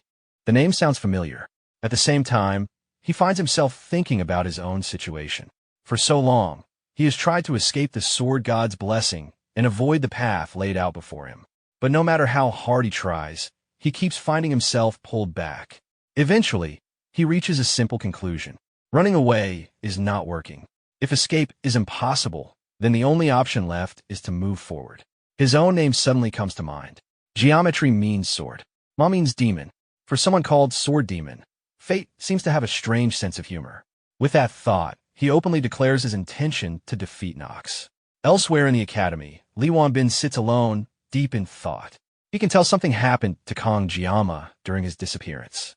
The boy's expression has changed noticeably, becoming colder and more distant than before. While he is considering the matter, another instructor enters and casually teases him, joking that his constant frown will eventually make him bald. The remark immediately irritates him. Before the conversation can continue, a call suddenly comes through. His expression changes at once. As he listens, he becomes increasingly alarmed. A duel has been arranged inside a subspace arena. The participants are Kangjiyama and Nox. Meanwhile, preparations are already underway. There are only 15 minutes remaining before the match begins. Kanjiyama is honestly surprised by how quickly everything was approved. Metapoison personally helped arrange the duel after he requested it, though she made it clear that once it began, he would be on his own. The advantage of the subspace is that no permanent physical injuries will occur. Mental exhaustion, however, is another matter entirely. Even knowing that, Kanjiyama remains determined. As the start approaches, he can already hear the noise of the crowd gathering outside. The situation feels absurd. Not long ago, his greatest goal was avoiding attention. Now half the academy seems interested in watching him fight. Nearby, Chloe struggles to hold back tears. She repeatedly blames herself for what is happening. Kanjiyama quickly stops her. He insists that none of this is her fault. He even thanks her for lending him equipment for the duel. For a moment, silence settles between them. Then Chloe quietly warns him. Nox is extremely strong. Kanjiyama casually points out that she is strong as well. Chloe shakes her head. According to her, Nox is different. Within the Sicily family, he is considered a genius unlike any they have produced before. His mastery of the family's techniques is already approaching a level few can match. Listening to the explanation, Kanjiyama internally cringes at all the grand titles and dramatic descriptions. Then again, this world has always been full of people with ridiculous reputations and heroic nicknames. At this point, there is no use complaining about it. He is already part of the story. As the duel announcement echoes through the arena, Kanjiyama rises to his feet. Chloe still looks worried. Seeing her hesitation, he calls her name. Then he reassures her. The world is filled with geniuses. That is precisely why he intends to win. With those words, he heads toward the arena. The massive doors slowly open. The sight beyond immediately catches him off guard. The arena is packed. Thousands of spectators fill the stands. This is far more than a simple duel. For a moment, Kanjiyama feels less like a student and more like a gladiator entering a coliseum. Scanning the crowd, he notices many influential students and academy elites in attendance. Even Abel von Nibelung is there. The realization leaves him speechless. He cannot understand why so many people are interested in watching this match. Unfortunately, there is no time to think about it. A familiar presence suddenly appears across the arena. Nox has arrived. Unlike Kanjiyama, he looks openly irritated. His patience seems to have already run out. As the two face each other, Nox questions whether Kanjiyama understands the difference between courage and arrogance. His attention then shifts toward Kanjiyama's weapon. The blade appears unimpressive compared to what most academy elites would carry. At that moment, a dark pressure begins spreading from Nox. Kanjiyama immediately recognizes it for what it is. Killing intent. The duel has not even started yet, and Nox is already making his hostility clear. Kanjiyama calmly responds that a true fighter does not blame their equipment. The remark only irritates Nox further. Deciding to end the duel quickly, Nox summons a crow behind him and declares that he will begin by cutting out Kanjiyama's insolent tongue. Kanjiyama immediately notices the weapon in Nox's hand. The blade is absurdly powerful. It is the Hong Ryan blade, an S-rank weapon. Even he has to admit that the equipment is impressive. Still, he cannot complain. After all, he entered the arena carrying nothing more than a sashimi knife borrowed from Chloe's kitchen. Moments later, the drone overseeing the duel approaches the center of the arena. A blue light spreads through the battlefield as it officially announces the start of combat and wishes both participants the blessings of the heroes. The duel begins. Without hesitation, Kanjiyama activates pain negation and calls upon the blessing of the sword god. His eyes turn white as the power takes hold. The sudden change immediately catches the audience's attention. Many spectators exchange confused looks. What was expected to be a one-sided match suddenly feels very different. The battle explodes into motion. The two clash repeatedly, exchanging attacks at a speed that surprises even experienced observers. Rachel, watching from the stands, remarks that both fighters are moving much faster than expected. Nearby, Abel is equally shocked. The seemingly weak student she met earlier is somehow keeping up with Nox. Nox launches another attack. One strike tears through the arena floor, sending purple slashes racing toward Kanjiyama. Yet the attack misses entirely. Nox follows up by leaping into the air and activating the three-headed crow technique. Dark purple energy surrounds him, as the technique descends toward Kong-Jiyama. Certain of victory, Nox assumes the fight is over. Instead, Kong-Jiyama vanishes. A blue blur streaks across the arena. An instant later, he reappears on the opposite side, completely unharmed. The crowd erupts into discussion. Despite Nox's overwhelming offensive power, Kong-Jiyama continues, avoiding every attack. Abel watches closely, unable to understand what she is seeing. Someone who recently entered the academy should not be capable of matching a fighter like Nox. More importantly, Kong-Jiyama does not appear to be struggling. He is simply dodging everything. Even Nox begins recalling Chloe's warning. At first, he assumed Kong-Jiyama was merely relying on speed, since he has not launched a serious counterattack yet. Nox concludes that his opponent may simply specialize in agility. For the moment, he decides to wait for an opening. Unfortunately, every second increases his frustration. The sight of someone fighting him with kitchen knives only makes it worse. Then something unexpected happens. One of Kong-Jiyama's knives falls to the ground. Nox immediately demands to know what he is doing. In response, Kong-Jiyama slowly extends his arm. The remaining knife points directly toward Nox. The weapon even carries a small floral decoration on its handle. The strange stance leaves Nox completely confused. For several seconds, neither side moves. Convinced that Kong-Jiyama is preparing to gamble everything on a single attack, Nox resolves to unleash his full power. As he begins boasting about the superiority of the Hong Ryan blade, Kong-Jiyama suddenly disappears. The movement is so fast that Nox barely registers it. At that moment, Kong-Jiyama reaches a decision. For a long time, he wanted nothing more than a quiet and comfortable life. He wanted to avoid attention, avoid conflict, and blend into the background. But reality has made one thing clear. There is no escaping the path in front of him. If he cannot avoid it, then he will cut through it. A flash appears. An arm flies through the air.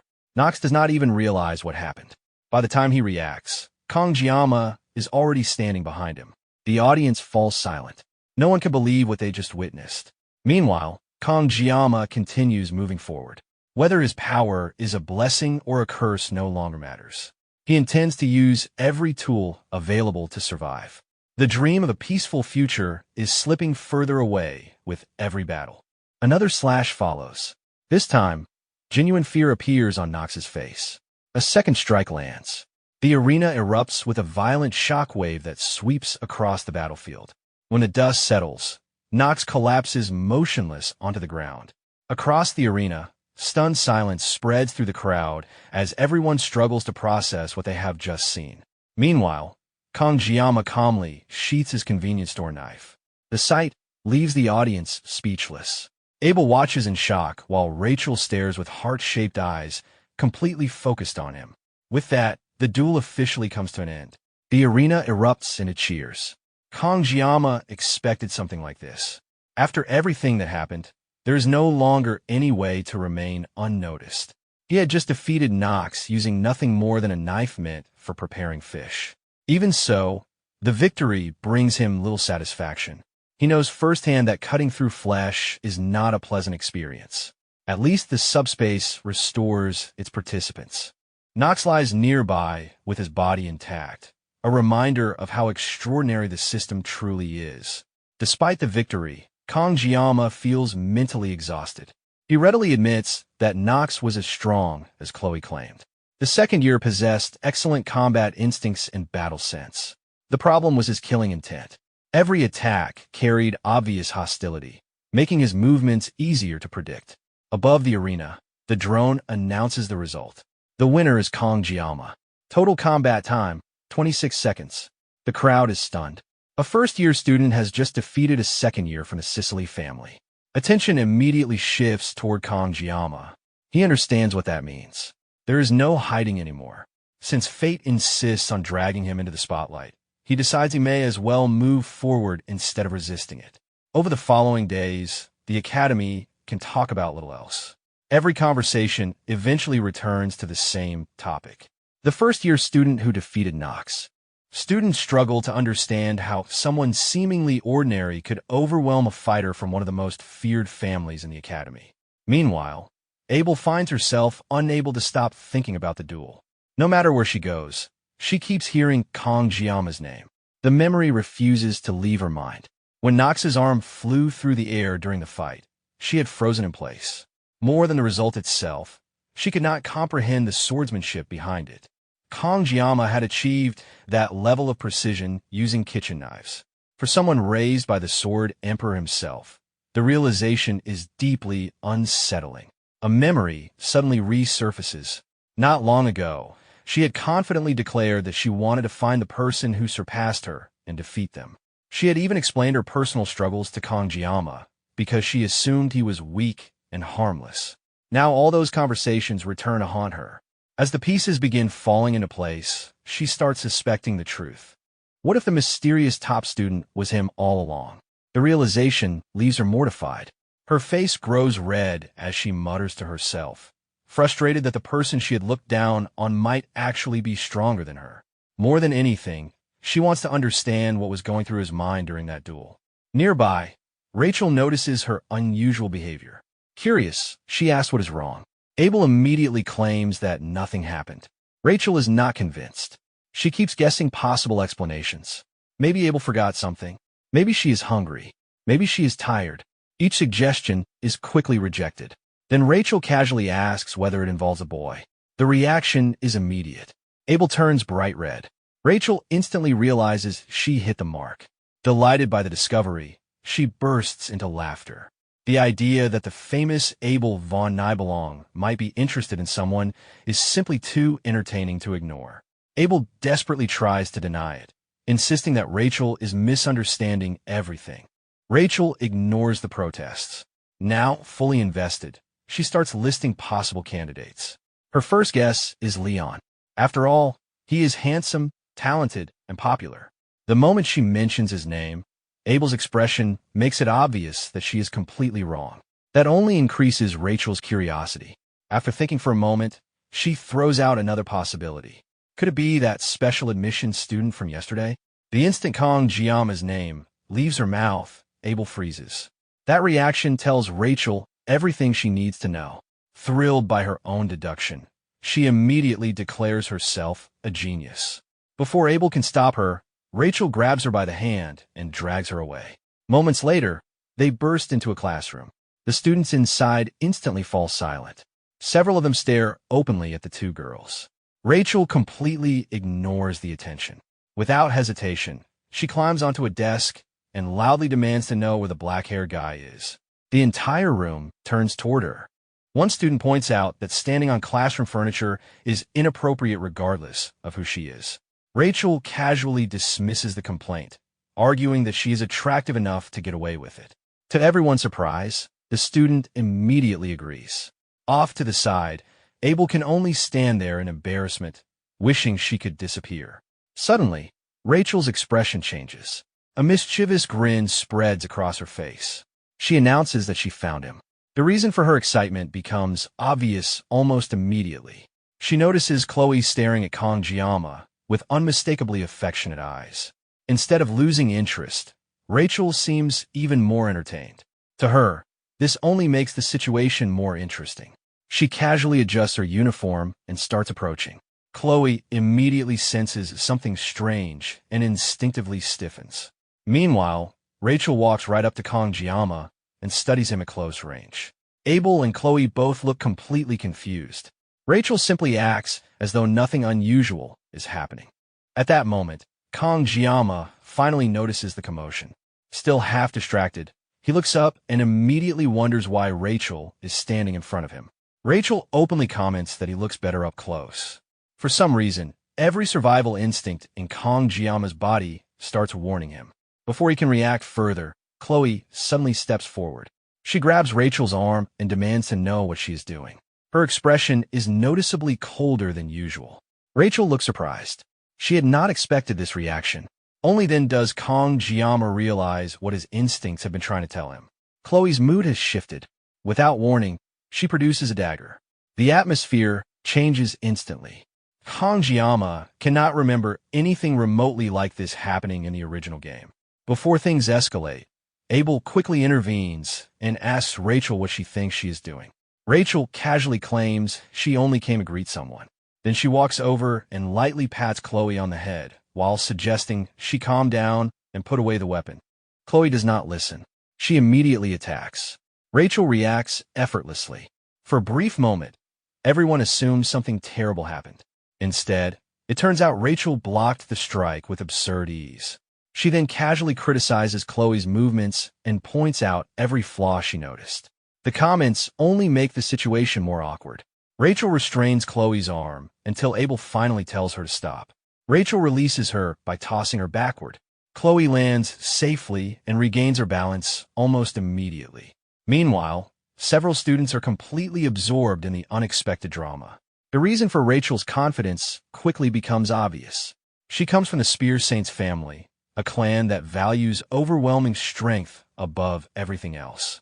After calming down, Rachel turns back to Kangjiyama and directly asks whether Chloe is his girlfriend. Kangjiyama immediately says no. The answer visibly disappoints Chloe. Trying to soften it slightly, he clarifies that they are simply friends. At the same time, he is still trying to understand how his peaceful classroom somehow turned into this. Only then does he notice Abel standing nearby. Confused, he asks why they came looking for him in the first place. Rachel immediately answers. According to her, Abel became curious about him, and she wanted to see the person herself. The moment she says that, Abel turns bright red. She immediately denies everything. Unfortunately, the more she explains, the less convincing she sounds. Eventually, she gives up and insists that the whole thing is a misunderstanding. Completely unaffected, Kangjiyama simply tells her that if that is the case, she is free to leave. Rachel pauses. For some reason, his reaction only seems to interest her more. She openly comments that she likes people who respond like that. Kangjiyama immediately rejects the idea and says he's not that interesting. Rachel ignores the rejection. Instead, she casually invites him to visit her dorm after class. Her wording leaves very little room for interpretation. The moment she says it, Chloe immediately reacts and demands that Rachel stop touching Kangjiyama. Rachel bursts into laughter. She finds Chloe's reaction surprisingly entertaining and jokes that she sounds like she thinks Kangjiyama belongs to her. At that point, Abel finally loses patience. She calls out to Rachel, clearly trying to stop the situation before it becomes even more chaotic. Rachel eventually stands up and brushes herself off. With a playful smile, she tells Kangjiyama that she enjoyed meeting him and says she will see him again later. Then she leaves. The moment the group turns around, Kangjiyama immediately loses interest and goes back to resting.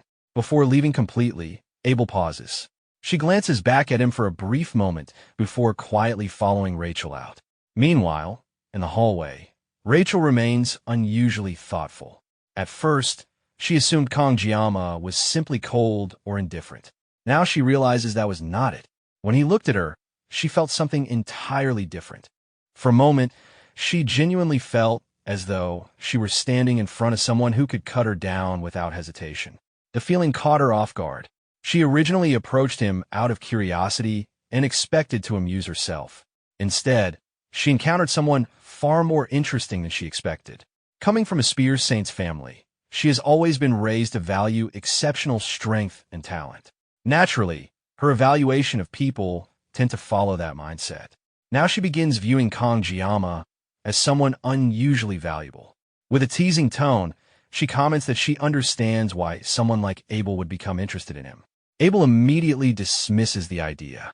Rachel then casually apologizes.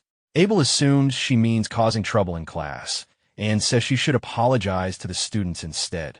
Rachel shakes her head. That is not what she means. Her apology is directed toward Abel. Because if someone like Kangjiyama is truly that interesting, Rachel intends to pursue her own curiosity. Elsewhere, in the Academy hospital, Knox finally wakes up. The first thing that enters his mind is revenge. Before the duel, he had always been known as the pride of the Sicily family. Defeat was something he had never experienced. At first, anger overwhelms him. He considers sneaking into Kangjiyama's dorm and settling everything directly. Then he remembers the feeling from the duel. That overwhelming presence. The memory makes him hesitate. Still unwilling to accept defeat, Knox leaves his room and decides he will reclaim both his pride and his family's position. At the same time, he thinks about bringing Chloe back as well. With his abilities being strongest at night, He convinces himself that now is the perfect opportunity. Determined, he opens the door, then freezes. Someone is already inside. Kangjiyama is casually sitting there eating an apple. The sight is so unexpected that Nox cannot react. Kangjiyama looks up and calmly asks what his senior is doing there. Nox has no answer. The scene briefly shifts back. Earlier, Chloe had been quietly sitting while nervously biting her nails. Kangjiyama noticed she seemed frustrated. At first, he assumed she still felt guilty. Instead, she had been thinking about something completely different. Her thoughts had drifted toward Rachel. Judging by her expression, she clearly did not appreciate the attention Rachel showed him. Noticing her mood worsening, Kangjiyama quickly changes the subject. He asks how Nox is doing. Chloe hesitates before answering. She explains that Nox is currently staying in the medical wing. That surprises Kangjiyama. As far as he remembers, Nox did not appear seriously injured. Chloe casually replies that she has not visited him personally, but heard he was admitted despite showing no obvious wounds. She tells him not to worry and assumes he is fine. Kangjiyama is not convinced. Nox does not strike him as someone who would quietly accept defeat. With that concern in mind, he asks Chloe where Nox's room is. Back in the present, Nox remains standing in disbelief. Meanwhile, Kangjiyama casually continues eating. Then he suddenly asks whether it is all right to eat the apple. Nox stares at him. The question makes no sense considering he is already halfway through it. Ignoring the confusion, Kangjiyama comments that the Sicily family must be wealthy if they provide rooms like this. Still unable to understand the situation, Nox asks how he even got inside. Kangjiyama does not answer. Instead, he reaches for a knife. Nox immediately becomes tense. For a moment, he wonders whether Kangjiyama came to finish what he started. Instead, Kangjiyama calmly begins slicing the apple. Each cut is clean and precise. Watching him work, Nox finds himself strangely distracted. The skill looks absurdly refined for something so ordinary. Once he finishes, Kangjiyama places the neatly prepared fruit on the desk. Then he casually remarks that fruit can help when digestion is not great. Nox immediately understands how ridiculous the situation is. His expression twists. He reaches for his weapon, not because of fear, because somehow this feels more insulting than the duel itself. Nox reaches for his weapon. Then Kangjiyama calmly says something that immediately stops him. If Nox ever considers revenge again, Kangjiyama will personally come for the entire Sicily family. The words leave the room silent. Nox stares at him, unable to respond. Without explaining further, Kangjiyama walks to the door, opens it, and leaves. Once outside, he finally exhales. A faint smile appears on his face. Quietly, he compares Nox to a candle that could be extinguished at any time. Of course, he knows that statement was mostly a bluff. There is no realistic way he could wipe out an entire family in 30 seconds. Maybe he could create damage. Maybe he could take down a few people. But the truth is much simpler. He wants to avoid unnecessary fighting. As he walks through the corridor, Kangjiyama reflects on how strange his life has become. None of this was part of his original plan. Still, little by little, he is getting used to standing in the middle of chaos. At times, he even wonders whether this world is affecting his own thinking. For now, though, he hopes the warning was enough. If Nox backs down, then one problem disappears. Unfortunately, Kangjiyama's biggest concern lies elsewhere. There is still the unpredictable heroine who originally should have been interacting with the protagonist instead of him. More importantly, another event is approaching. The upcoming competition. This one matters. The reward is the B-rank sword Murasame. More than prestige, Kangjiyama wants the weapon because he desperately needs something that lets him fight without relying entirely on the sword god's blessing. His current problem is obvious. 30 seconds is not enough. This next examination will involve defeating demonic monsters in groups of 5. Unlike previous tests, individual performance matters less than coordination and teamwork. That means allies are essential. Fortunately, Kangjiyama remembers this event from the game. The monsters will be dark mermen. Unfortunately, he also remembers how irritating they were to fight. Back then, they were just enemies on a screen. Now he has to imagine fighting them in person. At least they are not sirens. Those are far worse. According to the game's world building, sirens are classified as demonic humans, while mermen are categorized as demonic monsters. Compared to sirens, mermen are considered manageable. Later that evening, Kong sits alone on a bench. It has already been 1 month since he arrived in this world. The calm atmosphere reminds him of the quiet life he originally hoped to build. 700 years have passed since the peace treaty between humanity and the demons. Yet peace has never truly meant peace. There have always been conflicts. He remembers events like the Vastman dispute 50 years ago and the incident involving the 6th Legion commander attempting to revive the 1st Legion commander. Fragments of history pass through his mind. Scenes of battles. Heroes fighting. Meta shouting orders. Young warriors cutting through armies. Humanity survived and eventually produced the 7 heroes, though victory came with heavy losses. Those sacrifices created the long period of relative stability that followed. Even then, some people still mocked the heroes and questioned whether defeating a single commander truly justified calling someone humanity's strongest. Sitting quietly, Kong asks himself whether this is really the peace everyone fought to protect. The more he thinks about it, the more he remembers another figure. Valor Jacqueline, the hero who sealed away the 1st Legion leader. And according to the story he remembers, 3 years from now, the demons will attack again. That conflict will mark the appearance of the Demon King and the beginning of another war. Thinking about it endlessly will not change anything. Right now, there's only one thing he can control: the upcoming examination. To clear it, he needs allies. That realization immediately creates a new problem. He opens his phone. His contact list is completely empty. No friends, no team, nothing. Then an idea finally occurs to him. Whether he likes it or not, he has become famous around the academy. If things have already reached this point, then maybe he should take advantage of it. If he's going to participate, he might as well recruit the strongest teammates possible and aim for the highest score. He still wants a comfortable life, even if achieving it quietly is no longer an option.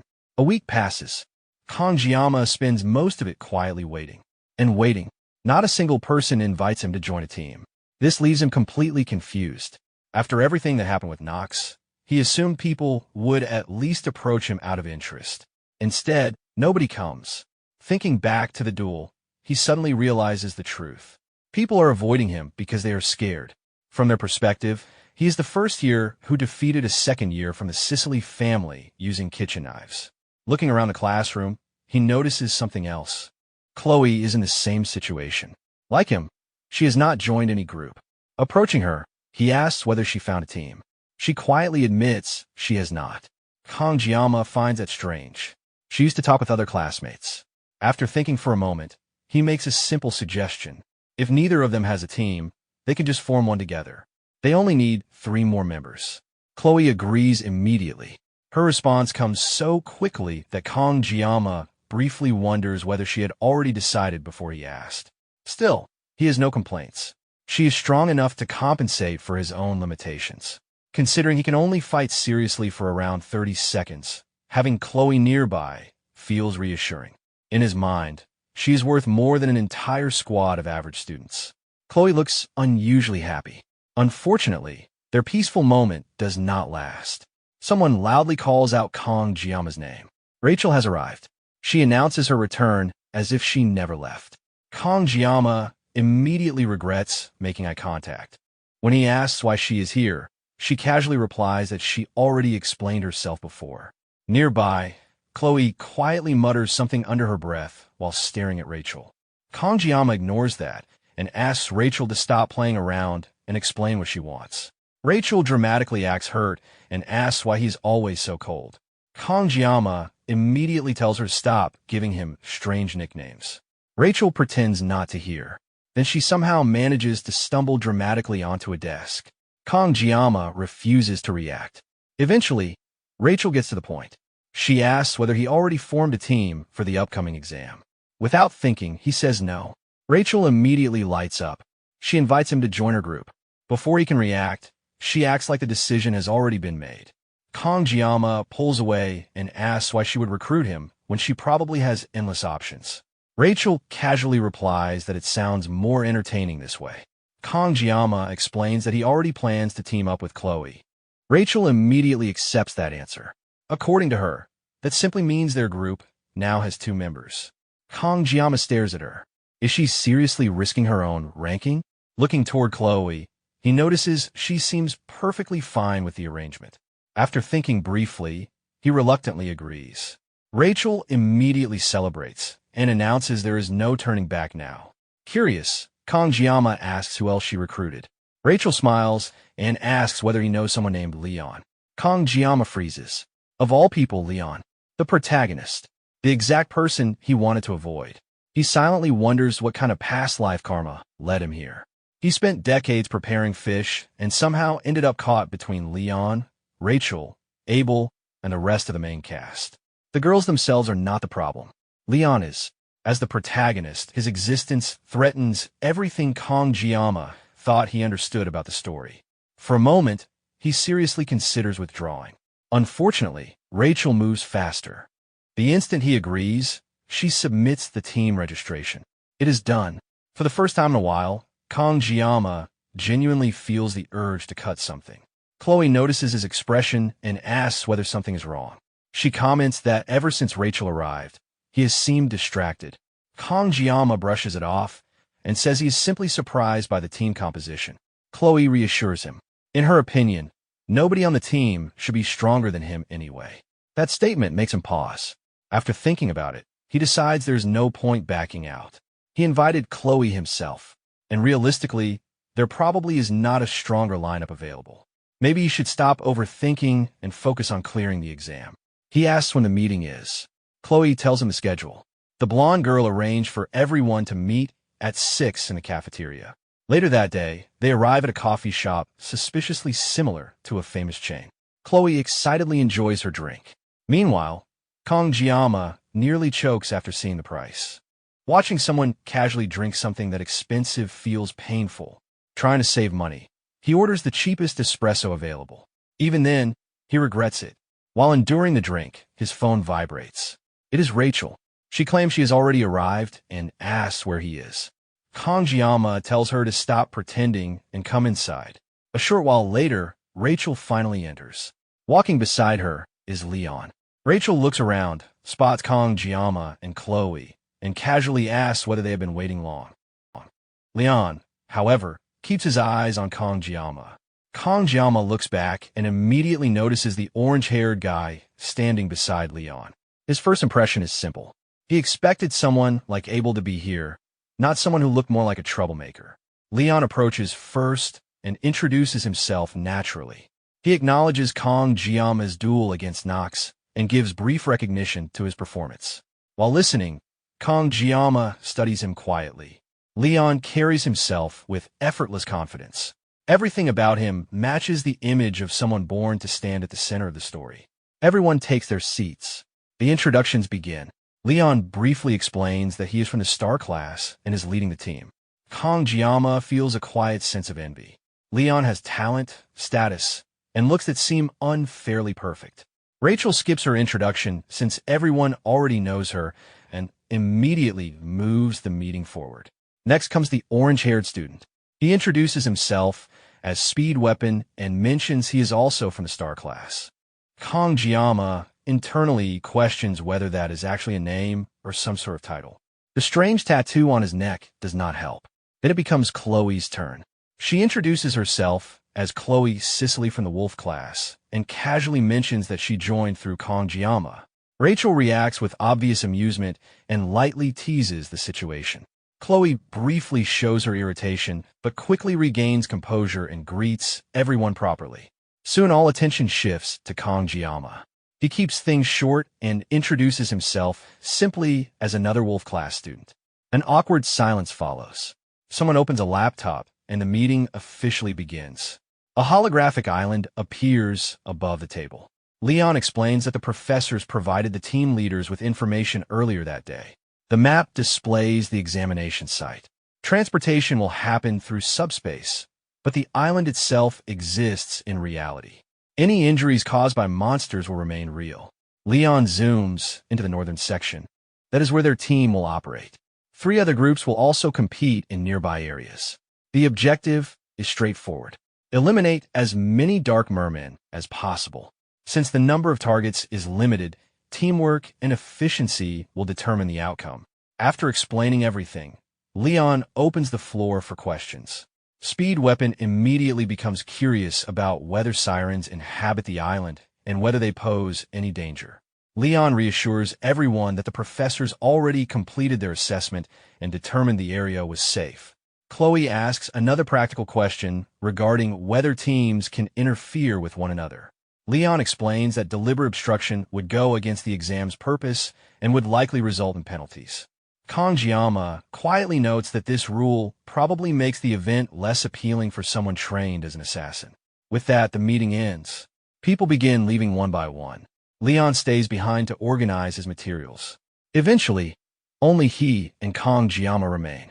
Kangjiyama quietly prepares to leave unnoticed. Before he can step out, Leon stops him. Then comes an unexpected question. Leon asks where he is from. The question sounds ordinary, yet something about it feels unusual. Leon watches him carefully. Kangjiyama cannot explain why, but it feels like Leon is asking about more than birthplace. He starts thinking about how to respond. Before he says anything, Leon dismisses the moment himself. He admits the question was sudden and explains that for some reason he felt an unusual sense of familiarity. That answer only confuses Kangjiyama more. There is nothing especially unusual about him. People from different regions exist in this world. Nothing about his appearance should stand out. So why did Leon ask? Leon lets the topic go and starts heading toward the exit. But before he can leave, Kangjiyama reaches out and stops him. Even he does not fully understand why he did it. Without fully understanding why, Kangjiyama stops Leon and asks the same question back. Leon briefly looks surprised. After a short pause, he gives a simple answer and calmly removes Kangjiyama's hand before leaving. Kangjiyama remains standing there. The interaction leaves him strangely unsettled. Almost immediately, he starts questioning himself. Was he reading too much into it? Why did he feel compelled to ask in the first place? Then a strange thought appears. Could Leon also be someone from another world? The idea sounds ridiculous. Still, he cannot dismiss it completely. If someone had to end up inside this world, taking over the protagonist would make far more sense than ending up in the body of some random background character. His eyes drift toward his blade. He remembers something.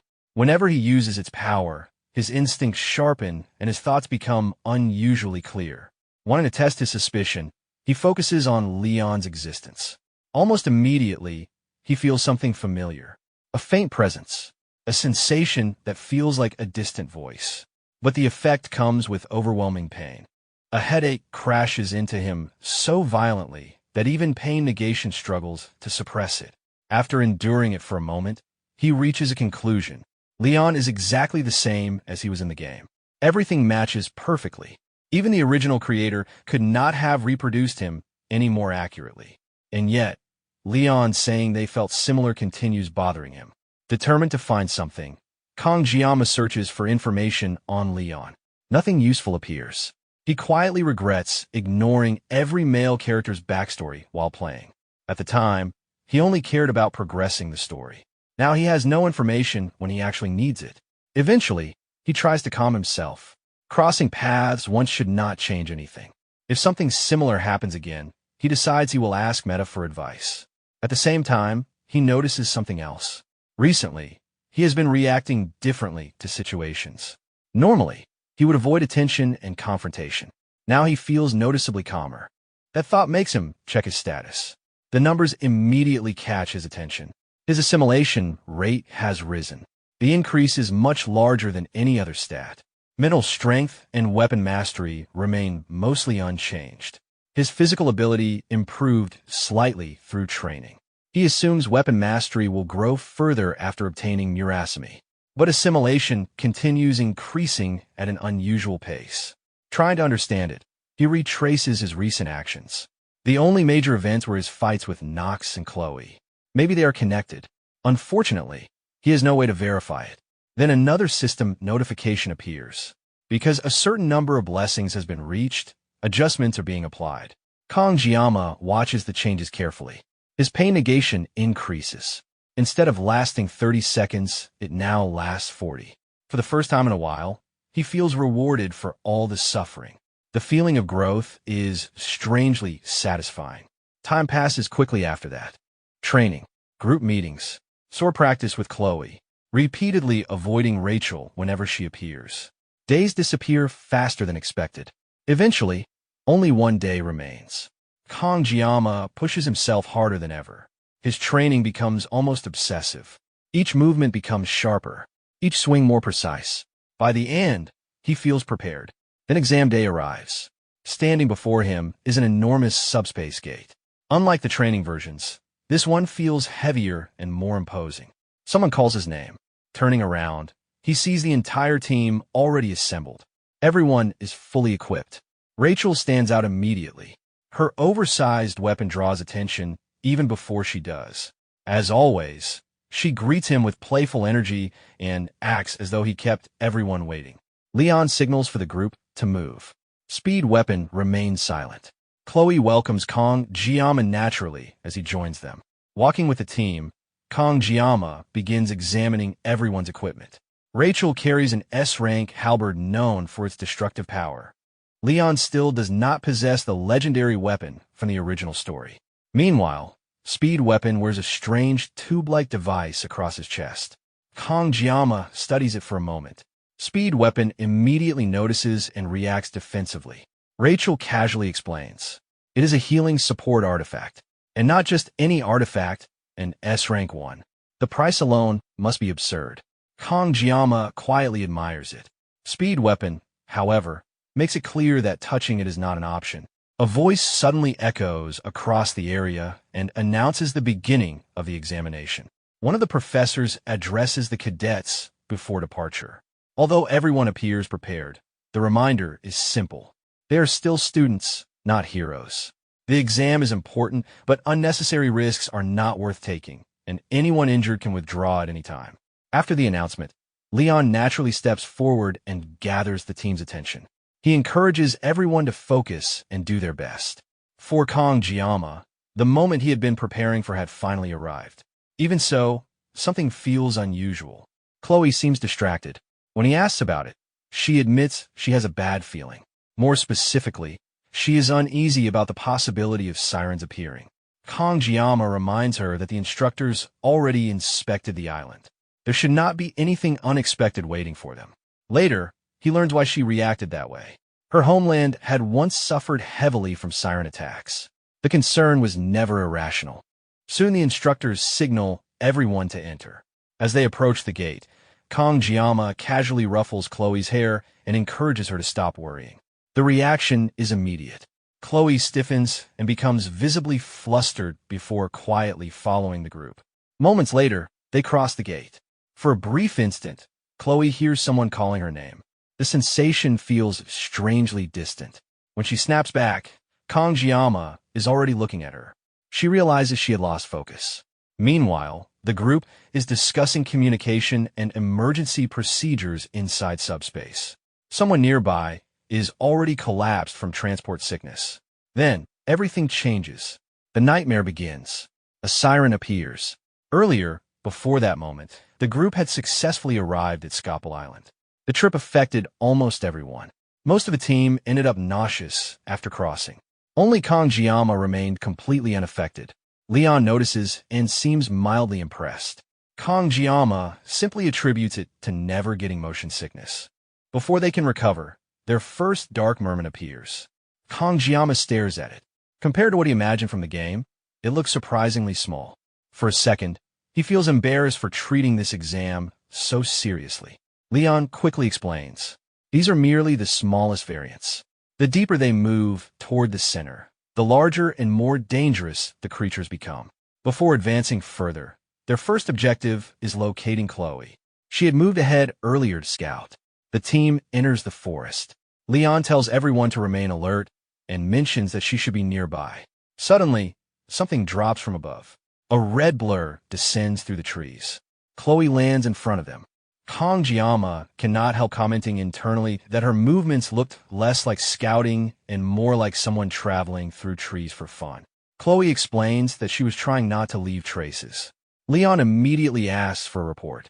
Chloe informs the group that there is a cave roughly 500 meters ahead. The team advances. Soon they stand at the entrance. The inside is pitch black. Then dozens of glowing eyes become visible in the darkness. Dark mermen. The cave is packed with them. Rachel quickly estimates at least 50 or 60 creatures. The atmosphere changes. Everyone understands the opportunity. If they eliminate the entire group, first place becomes highly likely. At the same time, the danger and risk of injuries increase dramatically. In the end, the decision belongs to Leon. Earlier, before entering the island, the team had already divided roles. Chloe would handle scouting.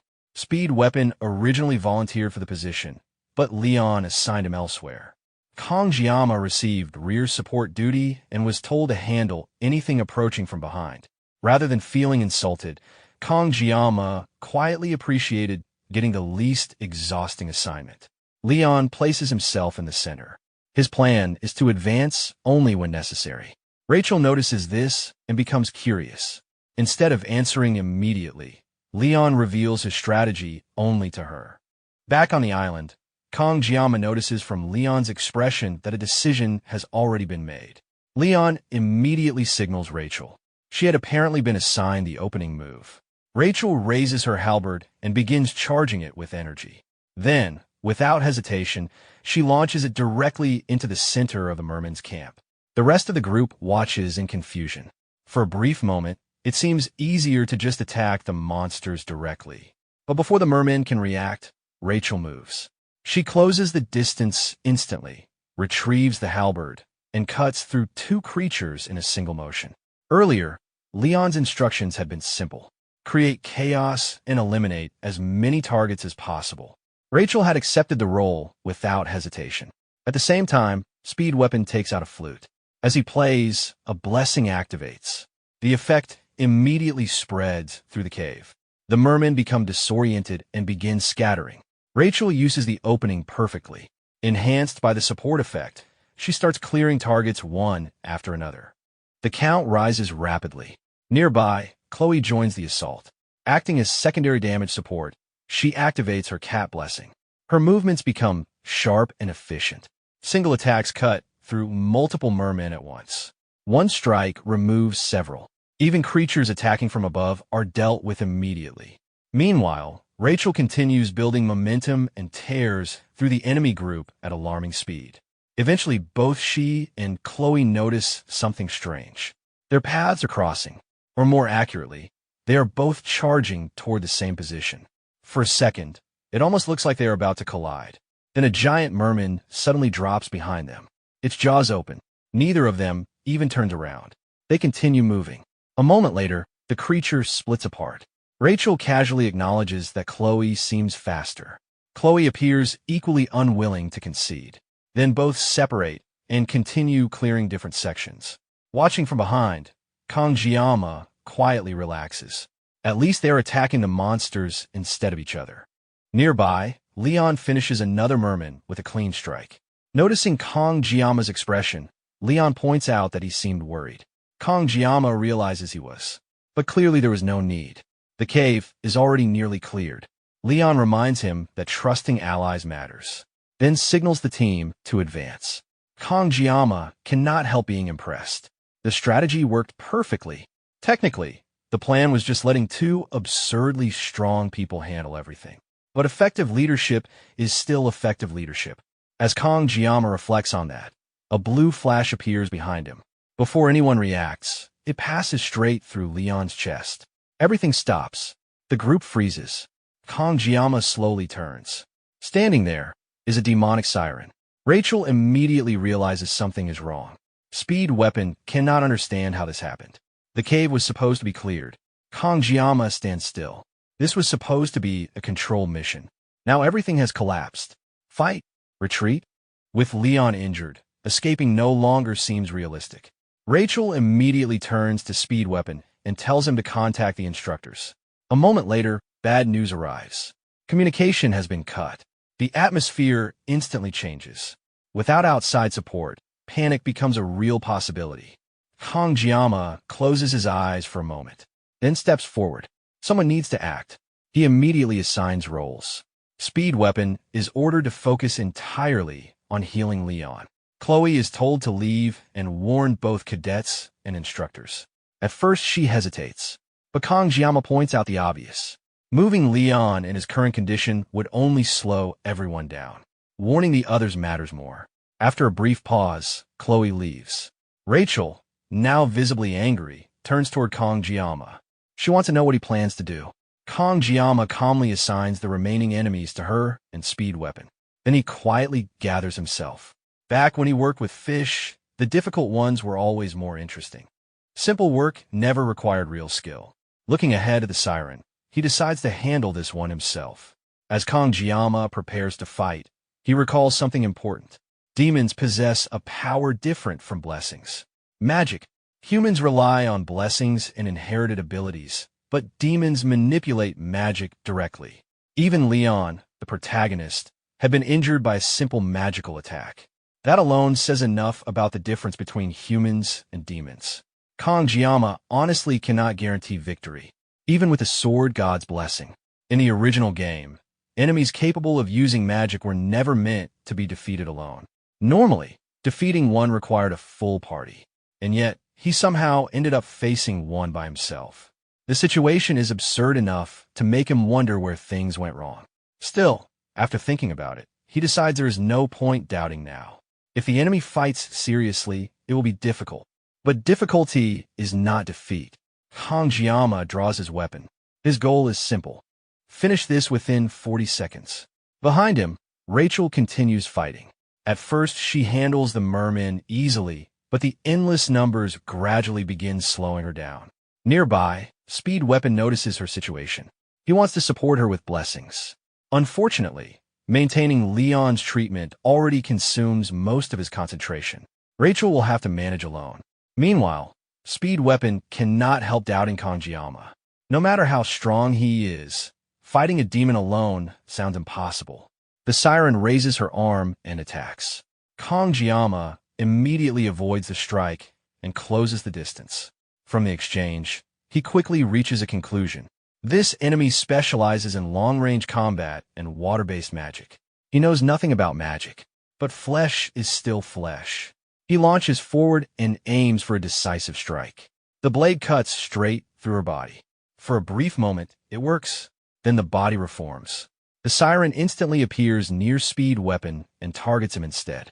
Frozen in place, Speed Weapon can only watch. Before the attack lands, Kangjiyama arrives. One clean strike removes part of her fin and interrupts the attack. He immediately attacks again, but something feels wrong. The cuts are not deep enough. Realizing she is losing the exchange, the siren retreats into the water. Kangjiyama watches her disappear. Then something clicks. She was not targeting whoever was strongest.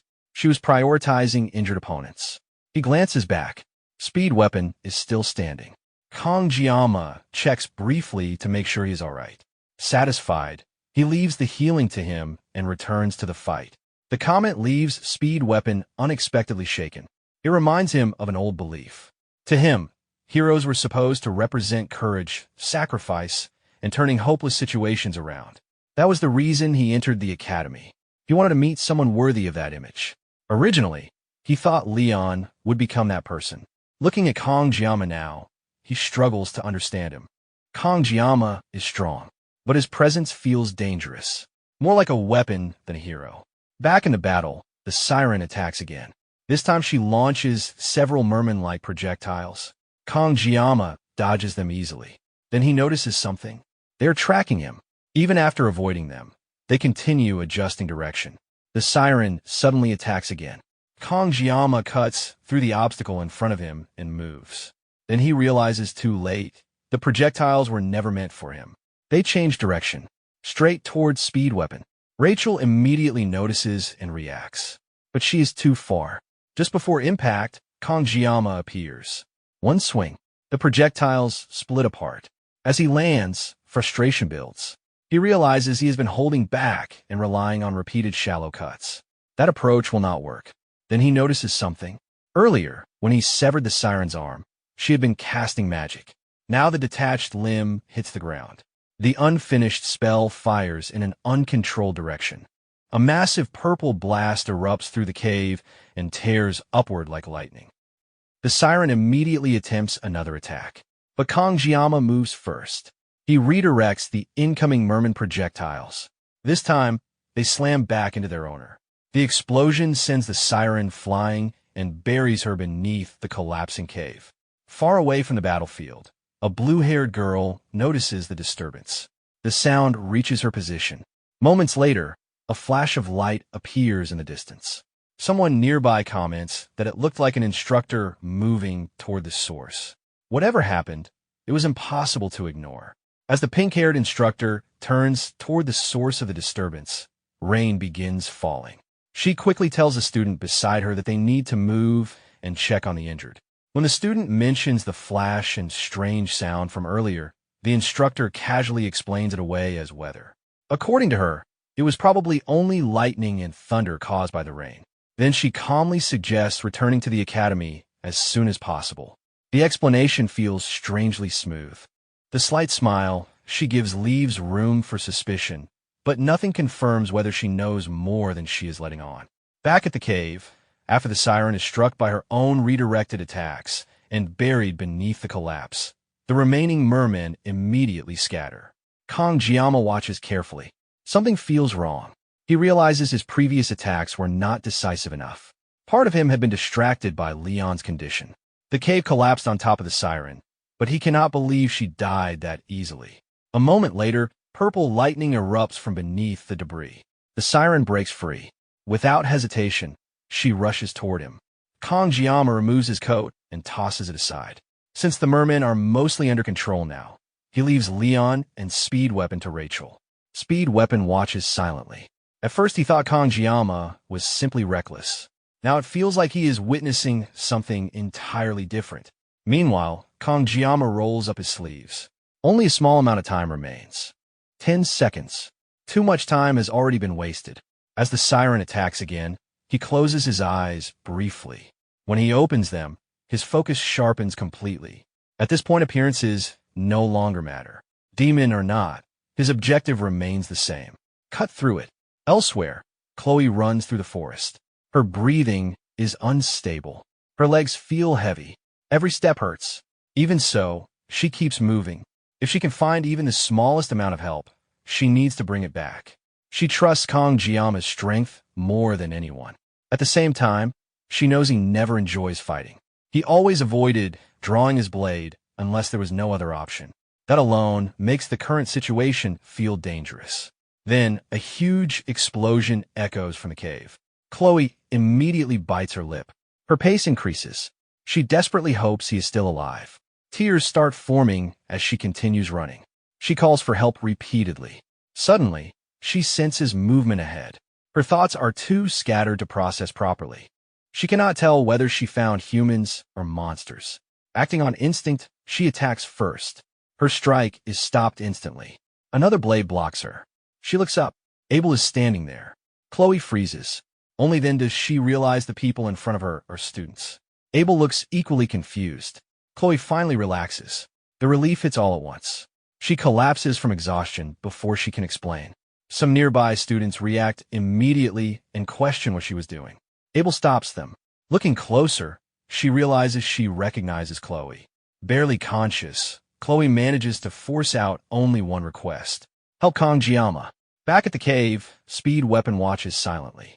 The scene unfolding in front of him no longer resembles a normal fight. Kangjiyama is not overpowering the siren through speed alone. Every movement feels controlled. Every strike creates another opening. He is not chasing attacks, he is guiding the battle. The entire style comes from something unexpectedly simple: cutting. His movements resemble someone preparing ingredients rather than fighting. Yet each motion naturally becomes offense, defense, and pressure at the same time. To Speed Weapon, the battle no longer looks like combat. It looks like someone handling something dangerous with absolute familiarity. And somehow, the result is completely one-sided. Even Rachel is forced to stop and watch. As the successor of the Spear clan, she grew up surrounded by exceptional fighters. Yet what she is seeing now feels unfamiliar. Kangjiyama is not overpowering the enemy through brute force or overwhelming speed. His movements feel unusually efficient.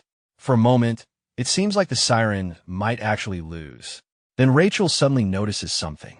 Immediately, she throws herself towards Speed Weapon and pushes him aside. An instant later, a massive beam tears through the space they occupied. The explosion leaves behind a crater. Only then does Speed Weapon realize how distracted he had become. Watching Kong-Jiyama fight made him forget where they were. This was not training. Their opponent was still a demonoid capable of using magic. A blade against magic was never supposed to be a favorable matchup. Even if Kong-Jiyama currently had control, what happened if the demon used something impossible to cut? Meanwhile, Kong-Jiyama remains focused. The siren slowly raises her hand.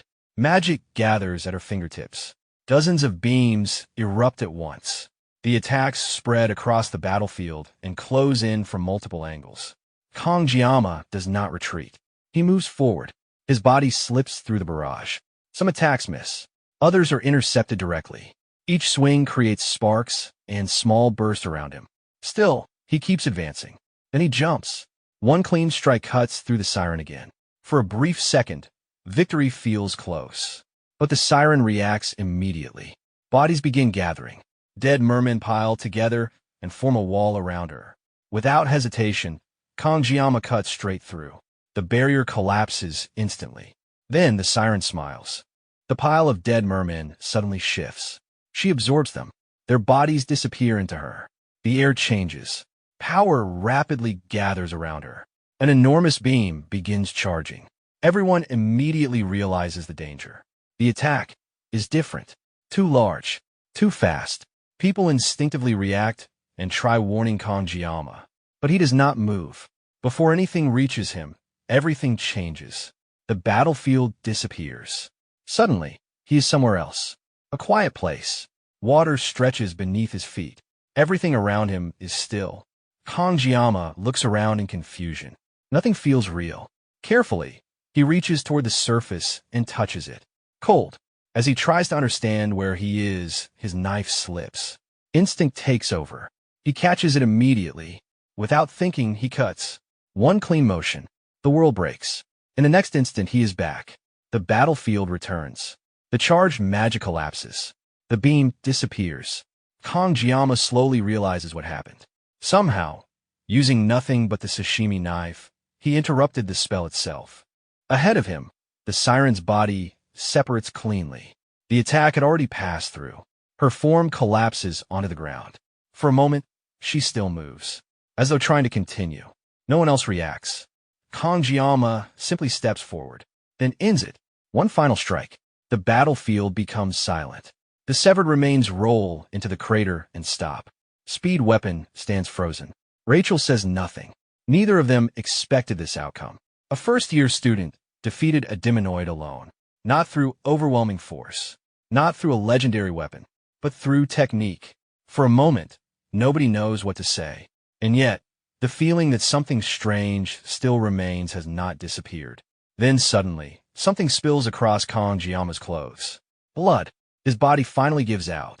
The accumulated strain from forcing his blessings beyond their limits catches up all at once.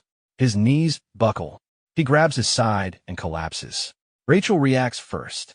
She rushes over immediately and supports him before he hits the ground. Holding him upright, she tries to keep him conscious. The panic in her expression makes it clear she had not expected him to push himself this far. Nearby, Leon slowly regains consciousness. Still dazed, he sits up. Speed Weapon notices and finally relaxes. At least Leon is alive. Then, footsteps. Everyone freezes. Speed Weapon immediately tenses. For a second, he thinks the surviving merman returned. But instead, people emerge from the forest. Abel and her group arrive. The atmosphere shifts instantly. They stop as soon as they see the battlefield. Collapsed terrain. Destroyed cave. Scattered remains. And at the center, the body of a dead siren. Several of Abel's teammates struggle to understand what they are seeing. Rachel remains beside Kong-Jiyama and refuses to leave him. Abel notices. Her eyes narrow slightly. For some reason, seeing Rachel stay so close bothers her more than she expects. Then she notices Leon. Compared to everyone else, he looks relatively unharmed. That only makes the scene stranger. After collecting herself, Abel informs everyone that contact with the academy was successful. Rescue had come, but not immediately. At best, it would still take time. So first, someone needed to explain what happened. Speed Weapon is visibly irritated. From his perspective, this situation should never have happened. The island had supposedly been clear beforehand. If a demonoid still appeared, someone had failed. Abel understands the frustration, but pushes for an explanation. After some resistance, Speed Weapon finally starts talking. He explains everything. The separation, the cave, the merman, the siren, the failed communication, and finally, Kangjiyama fighting alone. By the time he finishes, the group falls silent. Abel stares at him. She repeats the situation internally. A first-year student, alone, defeating a demonoid. It sounds ridiculous, like one of those exaggerated stories passed down through generations. The kind her grandfather used to tell. Stories where impossible people appeared and changed battlefields. She looks at Kangjiyama again. Collapsed. Exhausted. Nothing about him looks legendary. And yet, the destroyed battlefield says otherwise. For the first time, Abel cannot decide which is harder to believe. That someone like him won, or that she is starting to believe it. Abel continues staring at the battlefield. The destroyed cave. The crater. Scattered merman remains. And Kangjiyama lying unconscious at the center of it all. The explanation sounds absurd. But looking at the evidence, she cannot deny it. No one would invent something like this. The scene in front of her feels less like an exam and more like witnessing the beginning of a legend. Her thoughts drift inward. As a descendant of the hero Valor Wachin and the legendary disciple Aaron Nibelung, she was born carrying expectations few people could understand. Her bloodline alone placed her among the elite. But she had never wanted to rely only on inherited talent. Everything she achieved came through constant training and relentless effort. She earned her position. Yet now, looking at Kangjiyama, the difference feels impossible to ignore. The emotions are unfamiliar. Admiration, pressure, and a faint fear. For a moment, she wonders if perhaps she had mistaken effort for exceptional talent all along. But she pushes the thought aside. Right now, there are more important things. She immediately tells her team to prioritize treatment. One of them kneels beside Kangjiyama and begins healing him. Abel quietly watches. Even after reaching his limit, he still won.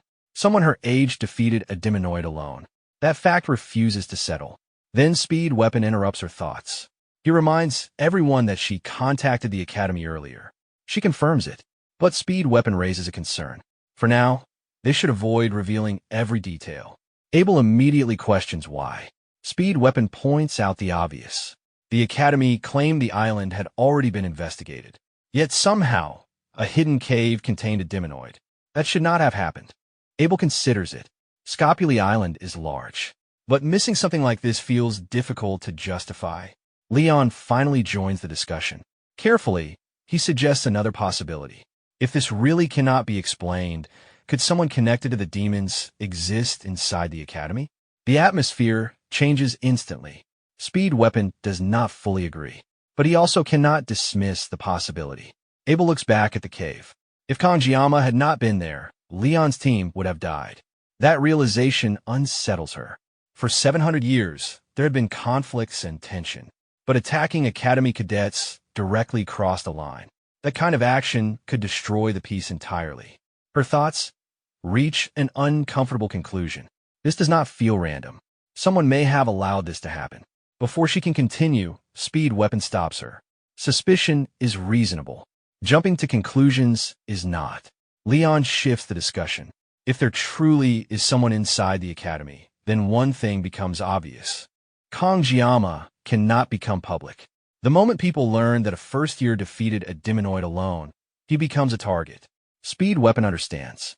But hiding everything also feels unfair considering what Kangjiyama did. Abel thinks for a moment, then suggests something else. If they truly do not know who to trust, they should speak to her grandfather first. Sometime later, the scene shifts. Kangjiyama slowly opens his eyes.